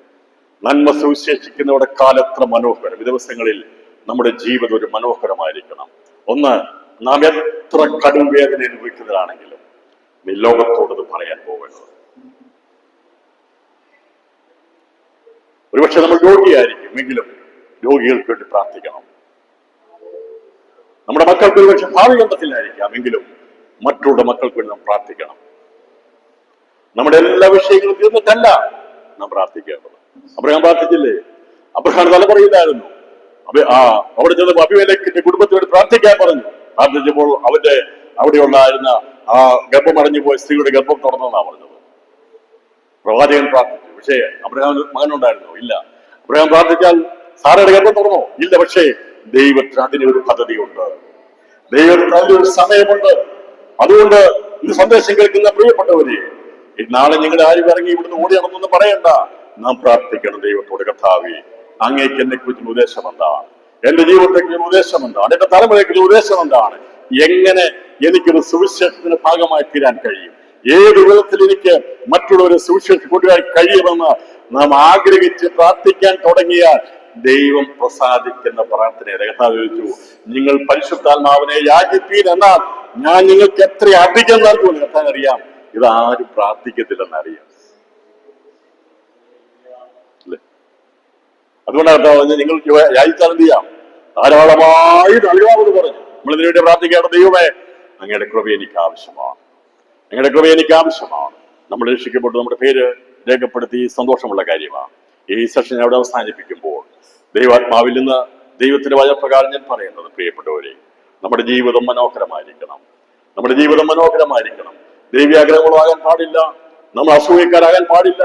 നാം വേദവസ്തു പതിക്കുന്ന ഒരു പാപത്തിനെ ഉടമകളാക്കിയതാണ്. നമ്മുടെ ജീവിതത്തെ ദൈവത്തിന്റെ ഹിതപ്രകാരമുള്ള, സ്നേഹമുള്ള, സമാധാനമുള്ള, സന്തോഷമുള്ള, മറ്റൊരു കാണുമ്പോൾ മനോഹരമായ ഒരു ജീവിതമായി തീരുവാൻ എനിക്ക് കഴിയുന്നില്ല എങ്കിൽ നമുക്ക് പ്രാർത്ഥിക്കാം, കർത്താവേ, എനിക്ക് ആഗ്രഹമുണ്ട്. എത്ര പേർക്ക് സമർപ്പിക്കാൻ കഴിയും? കർത്താവേ, എന്റെ ജീവിതം മനോഹരമാകുവാൻ ഞാൻ ആഗ്രഹിക്കുകയാണ്, എനിക്കതിന് കഴിയുന്നില്ല കർത്താവേ എന്ന് പറഞ്ഞുകൊണ്ട്, ദൈവം നിന്റെ കൃപ എനിക്ക് ആവശ്യമാണ് എന്ന് ദൈവത്തോട് സമർപ്പിച്ചു കഴിഞ്ഞാൽ കൃപാലുവായിരിക്കും ദൈവം നമ്മുടെ പ്രാർത്ഥന, നല്ല പ്രാർത്ഥനകളെ, നല്ല ആഗ്രഹങ്ങളെ സാധിപ്പിച്ചു വരുമെന്നുള്ളത് ദൈവത്തിന്റെ ആധികാരികതയിൽ ഇന്ന് ഈ ഉച്ച സമയത്ത് ഞാൻ ആത്മാവിൽ അറിയിക്കുകയാണ്. അപ്പോൾ ജീവപുസ്തകത്തിൽ പേരെഴുതിയ ഹാവേലിന്റെ പേരിനെ ദൈവം പ്രൊമോട്ട് ചെയ്തു. എങ്ങോട്ടാ പ്രൊമോട്ട് ചെയ്തത്? അവനെ ജീവപുസ്തകത്തിൽ നിന്ന് അവനെ പേര് മാറ്റി എഴുതുന്നത് ദൈവം പണിതിറങ്ങാനുണ്ടായ സ്വർഗീയ യെരൂശലേമിന്റെ മതിലിന്റെ ഭാഗമായി തീരുവാനുള്ള ആദ്യത്തെ കല്ലായി ദൈവം അവന്റെ പേരെന്ത് ചെയ്തു? രേഖപ്പെടുത്തി. ലിറ്ററിയാൽ കാണപ്പെടുന്നത് ശ്രേഷ്ഠമേറിയ ആ ദൈവ നഗരത്തിന്റെ ഭാഗമായി തീരുവാനുള്ള ഒന്നാമത്തെ ആ നഗരത്തിന്റെ മതിലിന്റെ ഭാഗമായി തീരുവാനുള്ള ഒന്നാമത്തെ കല്ലായി തീരാനുള്ള ഭാഗ്യം ആർക്ക് ലഭിച്ചു? ഹാബേലിന് ലഭിപ്പാനിടയാക്കുന്നു. അതിനേക്കാൾ എത്രയോ ശ്രേഷ്ഠകരമായ അനുഭവം പ്രാപിപ്പാൻ വേണ്ടി, സ്വർഗീയ വിളി പ്രാപിപ്പാൻ വേണ്ടിയുള്ള ഭാഗ്യം ലഭിച്ചവരാണ് പുതിയ വിശ്വാസ രാത്രി ദൈവം വെച്ചാൽ അതേക്കുറിച്ച് നമ്മൾ ചിന്തിക്കുന്നതായിരിക്കും. അപ്പോൾ ലോകാരംഭത്തിൽ എഴുതി തുടങ്ങിയ പേര് നാം മനസ്സിലാക്കി. ആദത്തിന്റെയും ഹവ്വയുടെയും പേര് ജീവപുസ്തകത്തിൽ നഷ്ടപ്പെട്ടു. അവർക്ക് ജനിച്ചത് മുഖാന്തരമായി അവരുടെ 3 പേരും ജീവപുസ്തകത്തിൽ എഴുതപ്പെടുവാൻ ഇടയെത്തുന്നു. അവർ ജനിച്ചപ്പോൾ അവന്റെ പേര് എഴുതപ്പെട്ടു. 4 പേരുടെ പേരുണ്ടായിരുന്നു. പക്ഷേ എന്നാൽ വഞ്ചകനാകുന്ന പിശാച് ഖയീനെ അവന്റെ പിറകെ കൂടി അവനെ വശീകരിച്ച് അവനെ എന്ത് ചെയ്തു? കഠിനഭാവിയാക്കി മാറ്റിയപ്പോൾ അവൻ മരിച്ചപ്പോൾ മറ്റൊരു ഭാഗം കൂടി എഴുതപ്പെട്ടു. നരകത്തിലേക്ക്, അഥവാ കഠിനപാപം ചെയ്ത് നരകത്തിലേക്ക് പോകുന്നവന്റെ പേരിൽ ആദ്യമായി മാറ്റമില്ലാതെ എഴുതിപ്പെട്ടത് ദൈവത്തിന്റെ കൽപ്പന നേരെ ലഭിച്ചിട്ടും അതിനെ നിർവഹിച്ച ശപിക്കപ്പെട്ടു പോയ ഖയീന്റെ പേരാണ് ഒന്നാമതായി നരകത്തിലേക്ക് പോകുന്നവന്റെ പേരിൽ കൊണ്ട് എഴുതപ്പെട്ടത്. അങ്ങനെ മരിച്ച ശേഷമായി നരകത്തിൽ പോകുന്ന ഒന്നാമത്തെ വ്യക്തിയാക്കി ഈ ഖയീനെ ദൈവം രേഖപ്പെടുത്തി വെച്ചു. അവൻ മരിച്ചു കഴിഞ്ഞപ്പോൾ അങ്ങോട്ട് അവന് മാറ്റമുണ്ടായിരുന്നില്ല. ദൈവത്തെ വിട്ടകന്ന പോയ. എന്നാൽ ഹാബേൽ മരിച്ചപ്പോൾ അവനെ മീതെയുള്ള പാതാളത്തിലാണ് കൊണ്ടുപോയതാക്കിയതെങ്കിലും അവിടുന്ന് കർത്താവ് ബദ്ധന്മാരെ പിടിച്ചുകൊണ്ടുപോയപ്പോൾ ഉയരത്തിൽ കയറി മീതെയുള്ള പാതാളത്തിൽ നിന്നുള്ളവരെ കൊണ്ടുപോയപ്പോൾ ജീവനുള്ള പുസ്തകത്തിൽ പേരുള്ളവരുടെ അന്ന് വരെയുള്ളവരുടെ പേരിലുള്ളവരെ സമുദ്രത്തിലെ മണ്ണാന്തരയിലാക്കിയ ശേഷമായി ഈ പോയ കൂട്ടത്തിൽ ഹാബേൽ ഉൾപ്പെടെയുള്ളവരുടെ ശ്രേഷ്ഠന്മാരായ കൊണ്ടാണ് ഒന്നാമത്തെ പർദീസിലേക്ക് പ്രവേശിച്ചത്. അപ്പോൾ നമുക്ക് കാണാൻ സാധിക്കും ലോകാരംഭത്തിലാണ് ഈ പറയുന്ന കാര്യങ്ങൾ എഴുതപ്പെട്ടത്. ഒന്ന്, ജീവപുസ്തക പേരുള്ളവരുണ്ടായിരുന്നു. അതുപോലെ തന്നെ അതിന് ശ്രേഷ്ഠമേറിയ പദവിയുണ്ടാകുന്ന നിലവാരത്തിലേക്ക് ശ്രേഷ്ഠന്മാരുടെ പദവിയിലെത്തുന്ന നിലകൾ രൂപപ്പെട്ടു. അതുപോലെ കഠിനഭാവിയാകുന്ന പാപത്തിന്റെ നിലകളിൽ രൂപപ്പെട്ടു. പാപം ചെയ്യുന്നവരുടെ പേരുകൾ രേഖപ്പെടുത്തുന്ന അവർ ലോകത്തു നിന്ന് മാറ്റപ്പെടുമ്പോൾ അവരുടെ പേരുകളാണ് പാതാളത്തിലേക്ക് പോകുന്നവരുടെ പേരുകളായി രേഖപ്പെടുത്തിയിരിക്കുന്നത്. ദൈവം വെച്ചാൽ ഇന്ന് രാത്രിയിൽ ബാക്കിയുള്ള കാര്യങ്ങളെ കുറിച്ച് നമ്മൾ ചിന്തിക്കുന്നതായിരിക്കും. ദൈവസ്ഥനിൽ കരമുയർത്തി ദൈവത്തിന് സ്തോത്രം ചെയ്യാം, ദൈവത്തെ മഹത്വപ്പെടുത്താം. നമ്മൾ ആരാണ് എന്താണെന്ന് ചോദിച്ചാൽ അത് നമ്മുടെ പേരെല്ലാം ക്ലേമത്തിനെ പോലെ സുവിശേഷ ഘോഷത്തിൽ പോരാടിയവരാ, ശക്തമായ വേല ചെയ്തവരാ. അതെ, സഭയോട് ദൂത് പറയുമ്പോൾ കർത്താവ് പറഞ്ഞു, നിന്റെ പേര് ജീവപുസ്തകത്തിൽ ഞാൻ മായ്ച്ചു കളയത്തില്ല, അതിന് എടുത്തു പറയും. പക്ഷേ നിന്റെ പേര് അതിന് ശ്രേഷ്ഠമായ ആദ്യജാതന്മാരുടെ സഭയിലേക്ക് എഴുതണമെങ്കിൽ എന്നാണോ നിന്റെ ശ്വാസം ഇവിടുന്ന് വലിക്കുന്നത്, നീ ലോകം വിട്ടുമാറുന്നത്, അതല്ലെങ്കിൽ കർത്താവ് വരുന്നത് എപ്പോഴാണോ അന്ന് വരെയും നമുക്ക് നമ്മുടെ പേര് ജീവപുസ്തകത്തിൽ മാത്രമേ ഉള്ളൂ. അതുകൊണ്ട് ദിവസങ്ങളിൽ നമുക്ക് മുമ്പിൽ വെച്ചിരിക്കുന്ന ഓട്ടം സ്ഥിരതയോടെ ഓടി കർത്താവിന് വേണ്ടി ഒരുക്കപ്പെടുവാൻ, അതിശ്രേഷ്ഠമായ പദവിയിലേക്ക് എത്തുവാൻ കർത്താവ് നമ്മെ സഹായിക്കട്ടെ ദൂരെ കൈമാറിക്കൊണ്ട് ഇന്ന് ഈ ഉച്ച സമയം ദൈവം ശ്രദ്ധിച്ച എല്ലാവരോടും നന്ദി അറിയിച്ചുകൊണ്ട് ദൈവം ചില വൈകിട്ട് വീണ്ടും നമുക്ക് എന്റെ ബാക്കി ഭാഗങ്ങളെ കേൾക്കാം. ദിവസങ്ങളിൽ ഏതൊക്കെ പുസ്തകങ്ങൾ എവിടെയൊക്കെ എഴുതുന്നുള്ളതിന്റെ രൂപരേഖ മനസ്സിലാക്കിയല്ലോ. കർത്താവിനെ മഹത്വപ്പെടുത്താം. അതെ, ഇതൊക്കെ ദൈവം എഴുതിക്കൊണ്ടിരിക്കുന്നതാണ്. ദൈവമാണ് ഇത് എഴുതിക്കൊണ്ടിരിക്കുന്നത്. എഴുതിക്കൊണ്ടിരിക്കുന്നത് മനുഷ്യനെ കുറിച്ചും മറ്റുള്ള കാര്യങ്ങളെ കുറിച്ച് എഴുതിക്കൊണ്ടിരിക്കുമ്പോൾ അതിനുശേഷമായി നടന്ന സംഭവങ്ങൾ, പുരാതന ലോകത്ത് സംഭവിച്ച കാര്യങ്ങളെ കുറിച്ച്, ദൂതന്മാർക്ക് സംഭവിച്ച വിഷയങ്ങളെ കുറിച്ച്, ഭൂതാത്മാക്കളുള്ളതിനെ കുറിച്ചൊക്കെയുള്ള കാര്യങ്ങൾ തുറന്ന ഭാഗങ്ങൾ നമ്മൾ ചിന്തിക്കും. ദയമായി കർത്താവ് നമ്മെ സഹായിക്കട്ടെ. സ്വർഗീയ വിളിക്കോകൈക്കരെ തീരുവാൻ കർത്താവ് സഹായിച്ചല്ലോ. നമ്മുടെ കർത്താവ് വരികയാണെങ്കിൽ നമ്മുടെ പേര് ജീവപുസ്തകത്തിൽ നിന്ന് ആദിജാതന്മാരുടെ പേരെഴുതിയിരിക്കുന്ന മണവാട്ടി സഭയുടെ അംഗമായി തീരുവാൻ, നമ്മളെ യോഗ്യരാക്കി അവനോട് കൂടെ നടക്കുവാൻ ഇടയാത്തീരുവാൻ ദൈവസഭയിൽ സമർപ്പിച്ചു കൊടുത്തുകൊണ്ട് എനിക്കായ പേരിന് യോഗ്യരാക്കി ഞാൻ ഇവിടെ വിട്ടുപോകുമ്പോൾ ദൈവത്തെ പ്രസാദിപ്പിച്ചുകൊണ്ട് അവയിൽ പ്രസാദിപ്പിച്ച് അവന്റെ പേര് ശ്രേഷ്ഠന്മാരുടെ പട്ടികയിലായി തീർന്നെങ്കിൽ എന്റെ ജീവിതം അവസാനിക്കുമ്പോൾ അതിശ്രേഷ്ഠന്മാരുടെ പട്ടികയിലായി തീരുവാൻ ആഗ്രഹിക്കുന്നു. അതേക്കുറിച്ച് ദൈവം തുടർന്ന് നമ്മൾ ചിന്തിക്കുന്നതായിരിക്കും. ഈ വചനങ്ങളാൽ ദൈവമായ കർത്താവ് നമ്മെ ഏവരെയും ധാരാളമായി അനുഗ്രഹിക്കുമാറാകട്ടെ. Thank you.